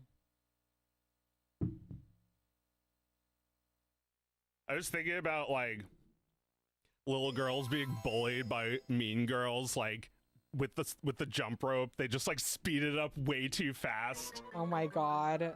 No one ever did that to me. Maybe they did. Maybe like bitchy girls who didn't want me to jump with them or who were like mad that I was joining them made it harder for me. That's just what would happen to me if I was a girl. I dealt with some bitchy girls. I think you either, I mean, you do. Even if you're a bitchy girl, you deal with them. Yeah. Man, the art in this is so good. I know. Cute. I know. Tiny Toons actually looks cute. It's actually good. You stop feeling it's the exact same effect that like Bugs Bunny, like when I was talking about before, that like when I was a kid I just knew him from the stupid t-shirts. And then it's like you actually wait, he's actually good? Yeah. It's like no, actually, it's just there are good people who can do stuff with him. Right? Like, oh my god, this Konami. fucker frog. Yeah. That's fucker frog. They're like, just kidding, and they give you a little energy potion after you do that. They're like, but just so you know, there are surprises lurking around every corner. Well, these are the same guys who made Castlevania. It's just like heads that come out of nowhere and knock you off the entire stage. It's true. They made a Tiny Toons game. And it was great. And it was great. Because they were unforgivingly game designy about it. Look how hard this is. This is, a tutorial. I know. Well, this kicked my ass. I played this like a few months ago and I couldn't beat this shit for like 10 minutes. It's hard. Okay. But yeah, it's like, I don't know. I feel this way about like puppeteers too. where it's like you have a good puppet, you know, like you have someone who understands the puppet, or at least has an understanding of the puppet that works. And you know, Buster Bunny is like such a hollow character just by himself that you have to be really good to give him life. It's true. Ah. It's like he's like Waluigi. He's not even himself. Right, he's just made. Yeah, he's not even himself. He wants to be the next Bug so bad. It's pathetic. Yeah. And you know, heroic people like Arnold are trying to stop him from shitting up Hollywood with his bad antics. Yeah, and he's just flipping around with his little flippy feet. He looks so cute. Yeah. But like in the show, he was really just like pretty unremarkable. He's just like a bunny. Like Babs is also annoying, but she's like trying way harder than he is. He's like taking a relaxed, slacker like approach to comedy, while she's taking like a totally like trying everything, throwing everything at you. Yes.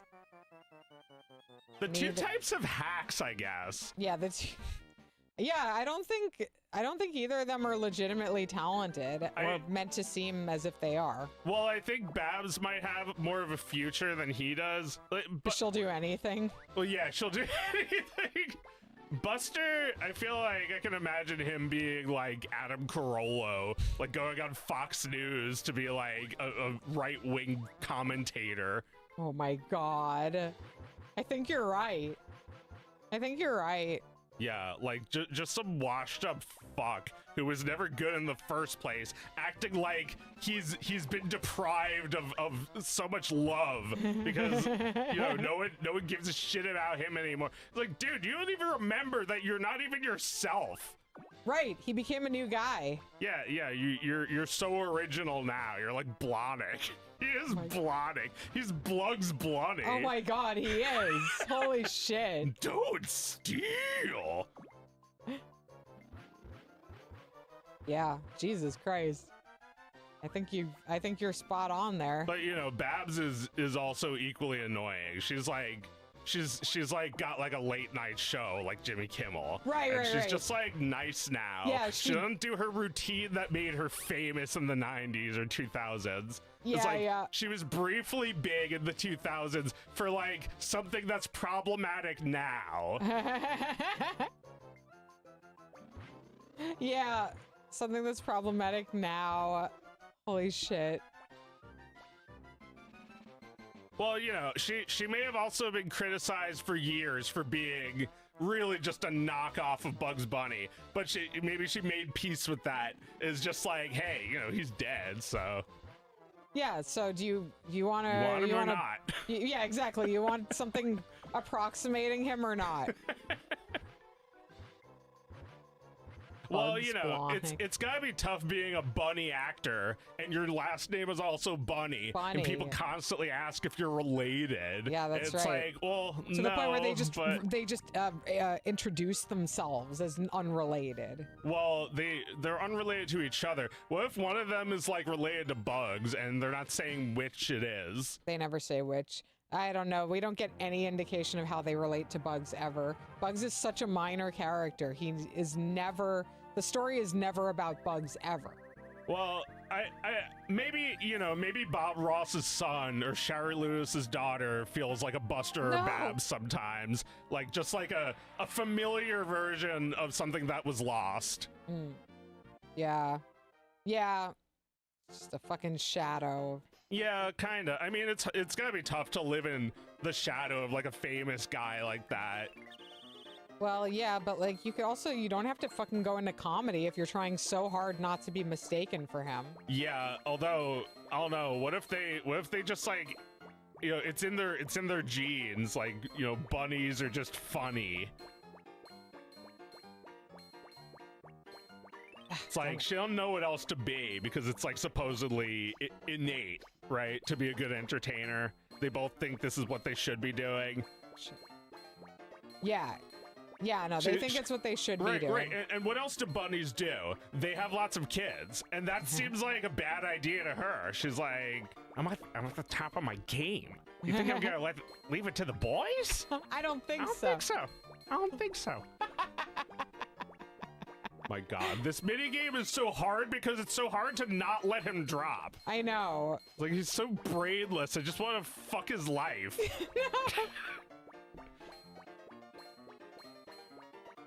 Babs, find your boobs. My personal episode of Tiny Toons. Babs, find your boobs. The next episode is Babs. I don't fucking remember anything else. Oh right, it's like Babs Find Your Friends is like her mini game. Yeah. and our big brother said that, I think. Oh, it was a good one. Good one, dude. Hilarious. Yeah, man show stuff. Yeah, man show stuff. They should replace the man show with Artie. That would be funnier. Yeah, I would laugh at that. Well, because Artie's version of humor is also kind of mean, but I like it. You know, he started calling me Joe, and I started adopting that. You're like, okay, fine, that's funny too. Yeah, you know, I'm Joe now. Yeah, it's funny. It's kind of an eccentric insult. Yeah. So, all right. So I wanted to talk about bugs in the boiling pot. Yeah. Let me see if I can collect my thoughts while concentrating on this game. While concentrating on this. It was concentrate. This is something I was thinking about while Getting into a hot tub. Well, while some Nazis were pissed off at me a few weeks ago. Yeah. I was like thinking about like, what would a Nazi on the internet do to try and hurt me? And like, you know, one of the laziest ways would be if they're just like, get in the oven, right? Like someone on the internet just like, get in the oven, her, right? Yeah. And it started like, I'm just imagining this. It is something people say on the internet. No one's saying it to me. But I was like getting into this, I was having ideations about this shit. And I was like, you know, if that's the worst they can do, I can fucking deal with that. Because like, I know how Bugs Bunny deals with that shit. Uh-huh. And, you know, it started making me think that, like, perhaps this is something that, like, on a philosophical level, I identify very strongly with. That, like, somebody, like, sets out a boiling pot. Somebody instructs me to get into the oven. And I would go, what's this? You got a sauna just for me? Oh, thanks, Doc. I could really use a schwitz. I get in the oven, and I'm, like, trying to sit down, and I'm like, ooh. Oh, easy does it. I finally get in. I'm comfortable. Yeah, you're having a schwitz. This is nothing like the Porky Pig cartoon where he gets in an oven, by the way. No. And the only thing that changes is that it's Bugs this time. It's Bugs, but Bugs is the ticket for me, right? So like I would get in and I would sit down and I'd be like cooking and I'd be like, what's that? Something smells good. This? A joint? What's cooking, Doc? And they would say, smells good. You know, and it would be a Nazi being like, roast Jew. And I'd be like, roast Jew. Love it, love it, love it. Roast Jew! And then I would jump up in the air and fly away. Hey, Mac, this is no way to make roasted Jew. Let me tell you, I make this stuff every day. Right, I get out and I start making it myself. You like smack the recipe out of his hand. you put the hat on and become Hitler. And it's like, this is nothing to roasted Jew. It's like you show them how, and like, see, that's how it's done. And like they're like in the like pan with a carrot in their mouth, and they're just like, oh, thank you for showing me. And throw them in. Well, yeah, like.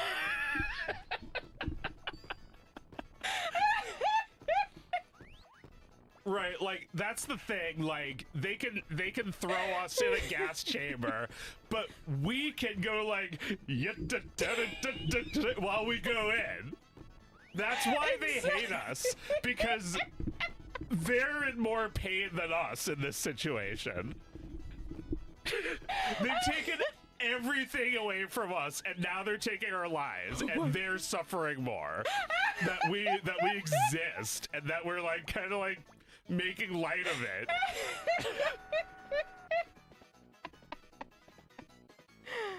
Oh my god, hell yeah. I knew you'd know. I knew you'd get what I was seeing there. Yeah. Yeah, I mean, like they're practically 100% AI, right? So basically they invented a machine that feels so much pain at the idea of anything it doesn't like trans or gay or furry or Jewish or anything that isn't like a gray picture of a white guy with a black gun, you know. Anything that doesn't fit the mold of what it... With like a gray and white tile backsplash behind him. Yeah, and it's like, you know, Gun or whatever. There was a game called Gun, actually. Uh-huh. It looked kind of cool. It was a game where you had infinity bullets. I mean, if you ran out of bullets, that would be a problem in a game called Gun. I guess so. You have to be always firing. Always be gone. But yeah, Always these people are... killing. Like you're saying, these people are basically AI. They're almost 100% AI. They don't know how to like anything anymore. No, it's everything is slop, right? Everything is slop. Yeah, it's like, everything is slop, right? They call things that are handcrafted slop if they don't like it. Yeah, because you insulted their AI stuff, which is not slop. It's my girlfriend, and we're in love, and like, you know, her OnlyFans is $100 a month.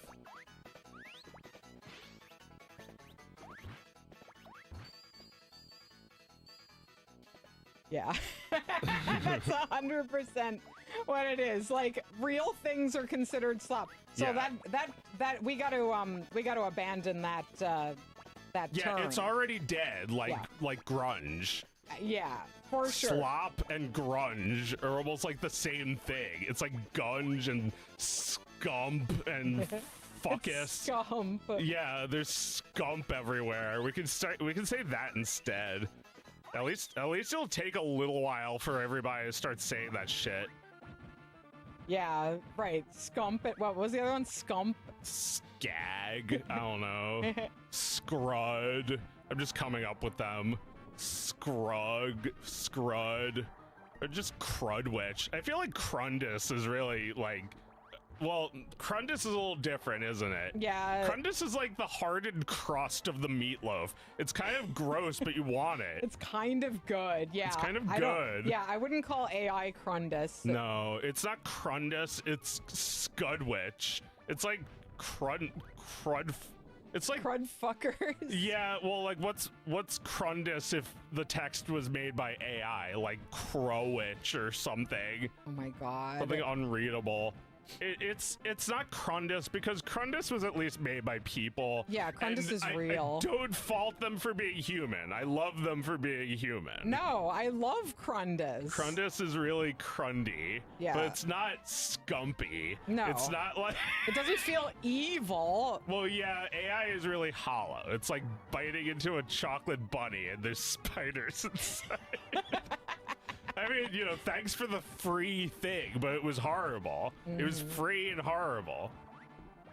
Free and it was And horrible. it wasn't free to make. It was like a you know, significant ecological cost to generate AI images. Yeah. And it's like, man, what are you doing if you're just like a fucking idiot who knows nothing about computers using that shit?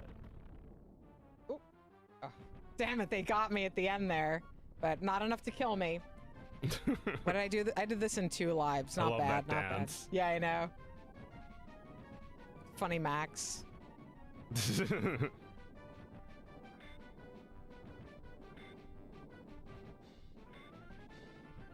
Buster's talking to us. He's always causing trouble. The first time I played this, I thought I needed to do this. Cutscene. It's cute.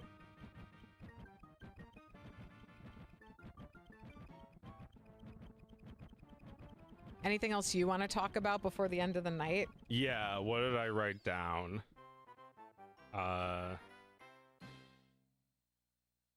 Let's see. I have a few things I wrote down. I already just discussed the Tex Avery to Frizz-Free like thing. Yeah. Check. Oh yeah, Columbus Day. Okay. It was Columbus Day. Oh yeah. Which Philly celebrated in 1992 by erecting a giant robot penis for some reason. What? The giant weird fucking monument to Columbus. Oh yeah, yeah. That's not good. Yeah. Yeah, in the 90s. Yeah, It's so 1992, fucking weird. 500-year anniversre of the Columbus voyage. And Yeah. it's like, what the fuck is this? It looks like Bender's dick. You're right. It's got a real 90s look to it. I forget how to do Yeah, this. it's extremely disgustingly 90s. It's like primary colors. It's a weird relic, and I kind of want them to destroy it, but I'm glad I got to see it anyway. Yeah, I mean, Philly has to live in the past because the city has no money. So a lot of things that got built a while ago. I mean, yeah, I don't know what the hell that has to do with Columbus. It's a weird statue. Yeah, it is really fucking strange. But yeah, that's all I had to say about that. Being bored, Uh-huh. you know, Emotion Eric. All right. Emotion Being Eric. bored. It was just like a website of like a guy. He had like faces. He would just make funny faces, and like it would be like Eric conveys an emotion. I didn't check to see if the site's up, but I think it's gone. I think it's gone. So when it started out, it was just like Eric happy, and it was just like a regular like low quality, you know, 90s quality photo Yeah. of him, of like this college age guy, as you know, just like and then like sad, and then they're like the emotions get more complicated after a while, and his photos get more comedic, and he did it for years, and the website got really, really popular because back then, like a funny website would just get shared around via like all of these like cool websites, aggregation websites. Yeah. Yeah, that was a time where you could make a site like that, and a lot of people would see it because they would just like share it with each other on Instant Messenger or something. Yeah. So everyone knew about Emotion Eric. And, you know, if Yeah. you're in college, people are sharing it with you. Like, you know, it's like a you know, 10 years earlier, or just a few years earlier, you're passing around VHS tapes to your college friends. And then they were sharing Emotion Eric. And I think there was like a time maybe where he was like selling merch and like kind of like making it his main thing. And he was really fucking funny. And And yeah. our favorite was Being Born. Being Born. He's like wrapped in a blanket and is just like incoherent looking. Yeah, and his head is emerging. And I always think about licking a subway pole. Or he's just licking a real subway pole in New York City that I just have to imagine he wiped down before he did that. Oh 'cause god. I just can't like fucking imagine doing that. Yeah, but like, how does that even make it better? It doesn't. It's still terrible that he did that.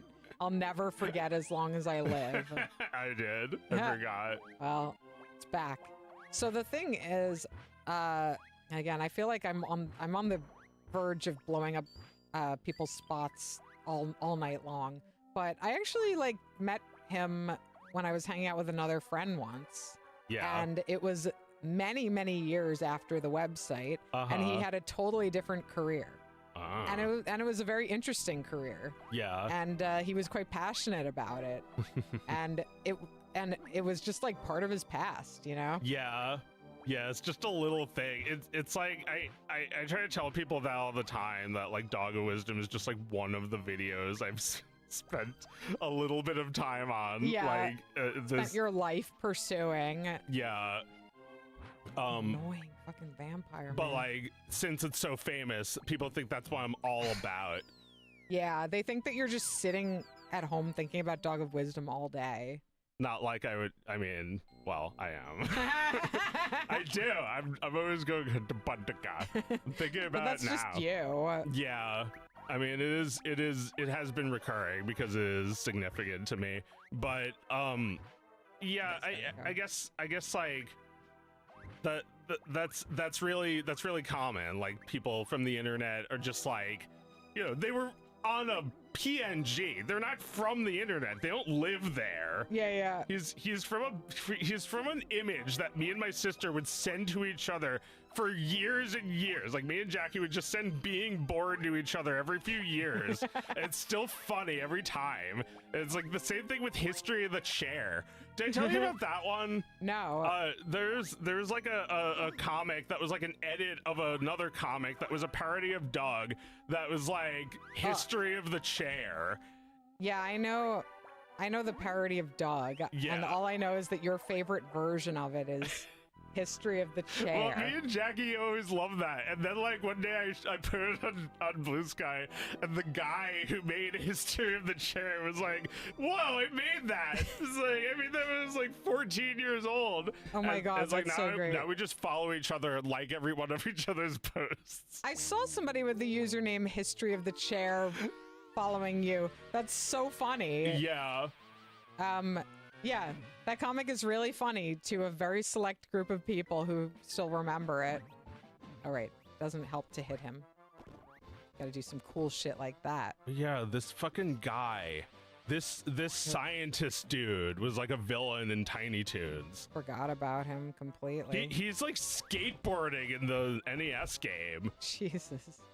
Yeah, he's kind of forgettable. But I realized the other day, like, he's like part of like there's like a whole lineage to guys like this character in particular. Like, he's kind of similar to Gargamel. His enemy is nature. He hates bunnies. Yeah, man he against dissects nature. them. And like there was like a show called The Bluffers in the 80s. Do you remember that? Vaguely. It was like Also a nature-hating man. Yeah, pretty similar. It's like a guy who looks kind of like Gargamel, and like a bunch of like furry characters who oppose him. It's like there's kind of like I see like the string that's being pulled through to this game too. Oh yeah, totally. It's like they introduced this character in Tiny Toons that like he like experiments on animals. So like. There was something going on, like, in this era, like the 80s and 90s, about, like, you know, don't experiment on animals, stop it! Like, there was a lot of that. Well, it might have been, you know, the modern equivalent of like, don't hunt for game. Like, don't go in the woods to hunt. You call yourself a sportsman? Sort of, yeah. Like, that's what they were thinking back then with Elmer Fudd. Mm-hmm. It's like, the people who do this look like this and talk like that. Yeah, exactly. They're dumb. Oh my God, thank God. I did not want Hampton again. Yeah.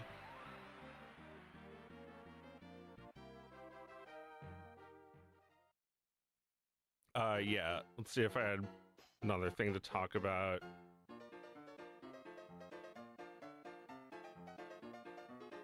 The Michael Simpson episode, the one that they pulled. Oh, right. The Michael Jackson Simpson episode. Yeah, the Michael Simpson.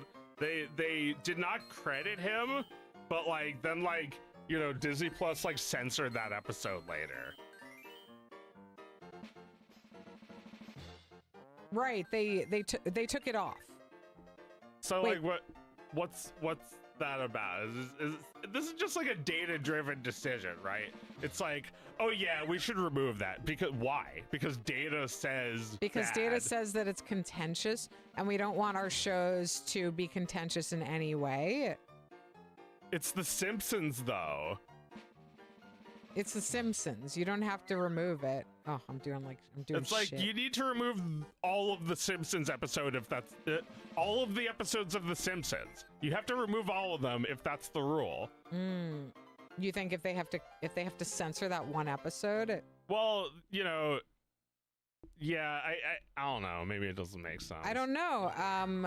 It's like, Yeah. I think, you know, part of like the cleansing that goes on whenever somebody loses favor in the culture is that people want to erase history where they thought this was fine.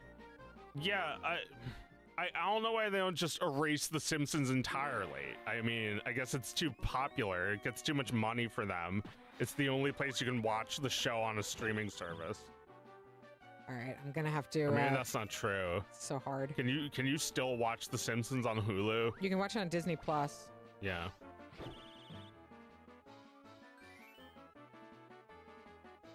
But yeah, I guess we've been watching from the beginning and we did not see the Michael Jackson episode. Yeah.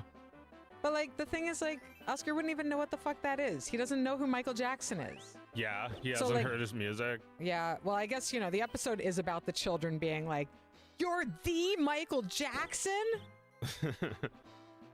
Well, because they think Michael Jackson is going to show up or something. If Or, like- if you watch this cartoon, Michael Jackson will show up at your house and he'll molest you.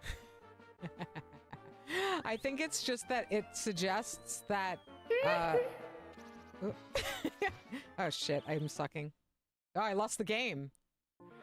All right, let's try this again. It suggests to normalize a predator. Yeah, Like his predatorness. yeah, because he's hanging out with children, which is Michael Jackson's Yeah. favorite, most on-brand thing to do. Yeah, like he would actually do that with like Macaulay Culkin. He'd hang out with him. Yeah. And Macaulay Culkin is basically just like live action Bart Simpson. Basically doing the same thing, but like as a fat white mental patient guy. Oh my Oh god. my god. It's not worth it. I'm gonna die. Wait, this is a level? I thought it was a mini game. No, this is a really Fuck. hard level of the game. I've been trying to concentrate, but it's hard. This one requires so much fucking focus. Yes! Yes! Oh, I got so far! It wasn't that far. But yeah, like, I don't know, the way I usually think about it is that I really like the bass in Billie Jean, and Michael Jackson didn't even do that. So like, it was some other guy who's like being punished by turning it off. It's like, I'm not even listening for him to say hee. I ignore that. I forgive that. Yeah. So I can listen to the bass You and can the listen other to shit. these that's perfect just- pop songs. It's like a good song. Yeah. It wasn't created by his like diddling fingers. It was created by a whole team of people. I mean, you know, I don't personally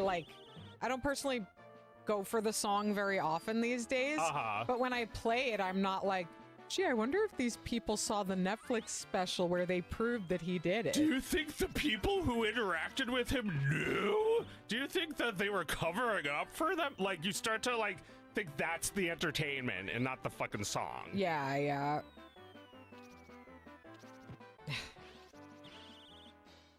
It's, yeah, I mean, I just like, you know, he's not my go-to anymore. Well, but- no, I mean, it's been a long time. Michael Jackson was like big in the 80s and the 90s. Like, he was pretty big for a while. And Yeah. it didn't wear off really, like till now. Oh, no. Ugh, damn, I died again. Holy shit. You have so many lives. We're getting murdered. I know, I can keep going. This is hard. But yeah, I like that Simpsons episode. You know, Yeah, I love that episode. Michael Jackson did the voice, but he didn't even sing. So, like, if you like that song, he wasn't even singing it. Wait, he wasn't singing? He wasn't allowed to sing because of some contract thing. So that's a sound-alike when he's like, I wish you, la, la, la. He wasn't allowed to do any of his stuff like that in his own voice. Doesn't he do the he?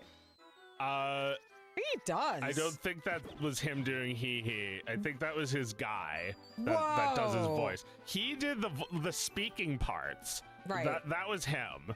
But he didn't perform? He didn't sing. I wish you peace and joy. I don't think he was singing at all.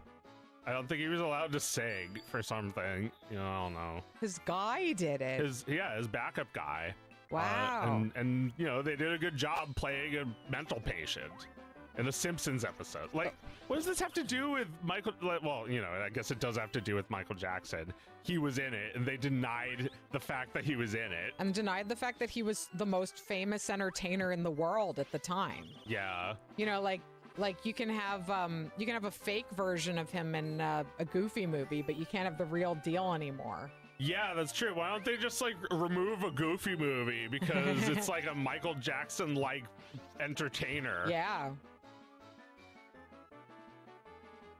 Yeah, people are gonna say it's Prince, but look, look, come on. I'm actually just like now catching up on that whole world of like Prince and Michael Jackson. Like, apparently he hated him. Prince hated him, and Michael was like, he hates me. Why does he hate me?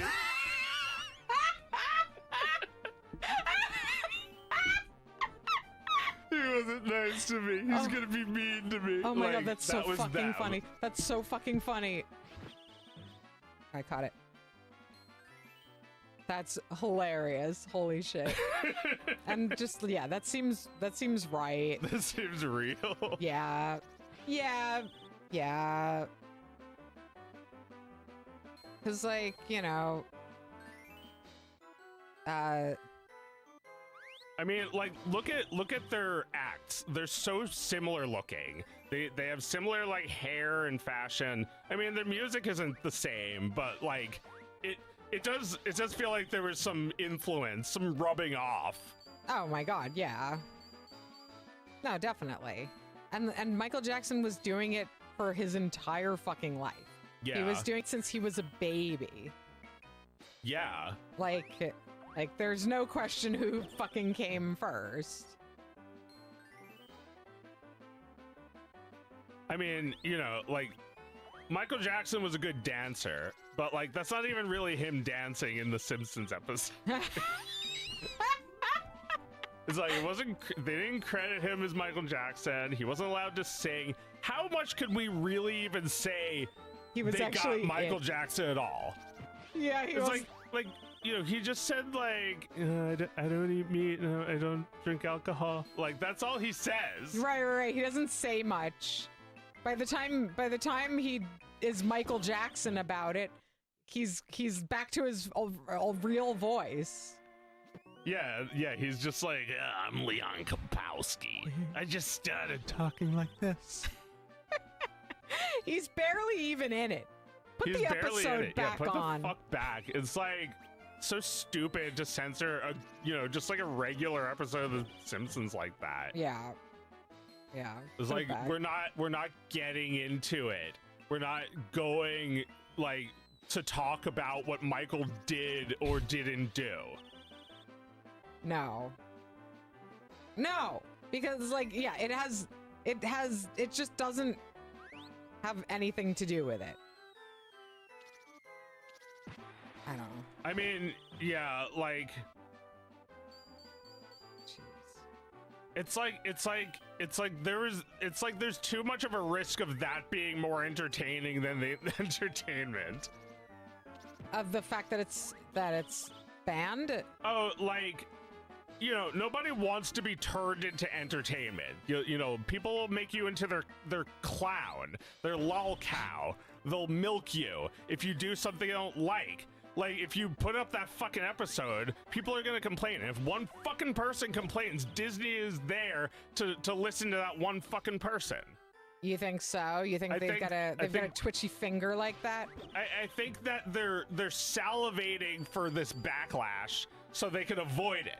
You know, they want you to tell them immediately so they can swiftly move on the offending content. Yeah, they're not rational, but they're cautious. I actually just read that line in a oh, Jesus Christ, help. I forgot the name of the author. David Foster Wallace. I just read that in a David Foster Wallace book that he said that lawyers are not very good at being, they're not very good at being, we're like sensible, but they are very good at being cautious. Yeah. That's what they're good at. You know, he's talking about it in a context of like him trying to explain something to the lawyers at the publishing company where he works. And I think I'm talking specifically about, like, you know, when dealing with creative work. God, this is so fucking hard. I know! Gabby's saying, though. Though. Is that like a legal thing? Though? No, she's just saying, Oh. I'm saying, though. Alright, my runs never fucking get me anywhere. I'm never like, yes, about my run. I just need to pass. Just expect the unexpected.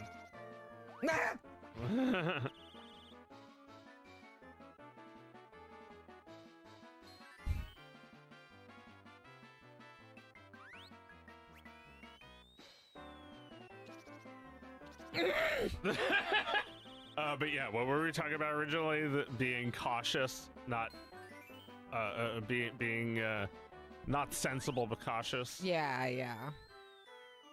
Cautious, so you just can't risk it. Yeah, like what were we talking about originally? Oh, the Michael Jackson episode. I think we've figured that one out. We've milked that stone. We've figured it out. Well, I figured it out.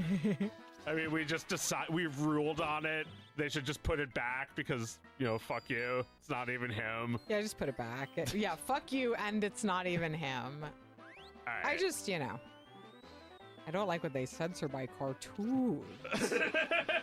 Well, no, what it mainly comes down to, it's like, look, I'm not like, you know, Warner Brothers removed all their fucking Looney Tunes for the same reason. Yeah. And a lot of those cartoons are legitimately very racist.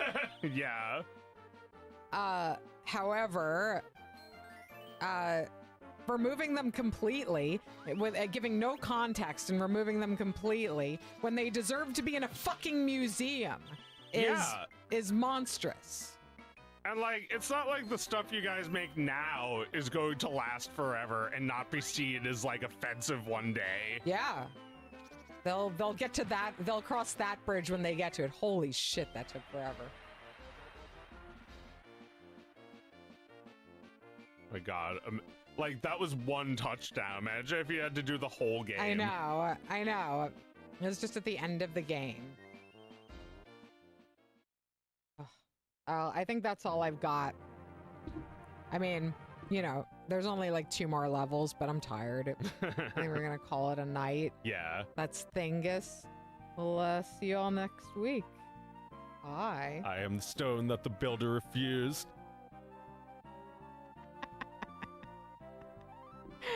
Did you cut it? No, we're still on. I thought you were gonna like cut it, so it'd be cut off. Damn it.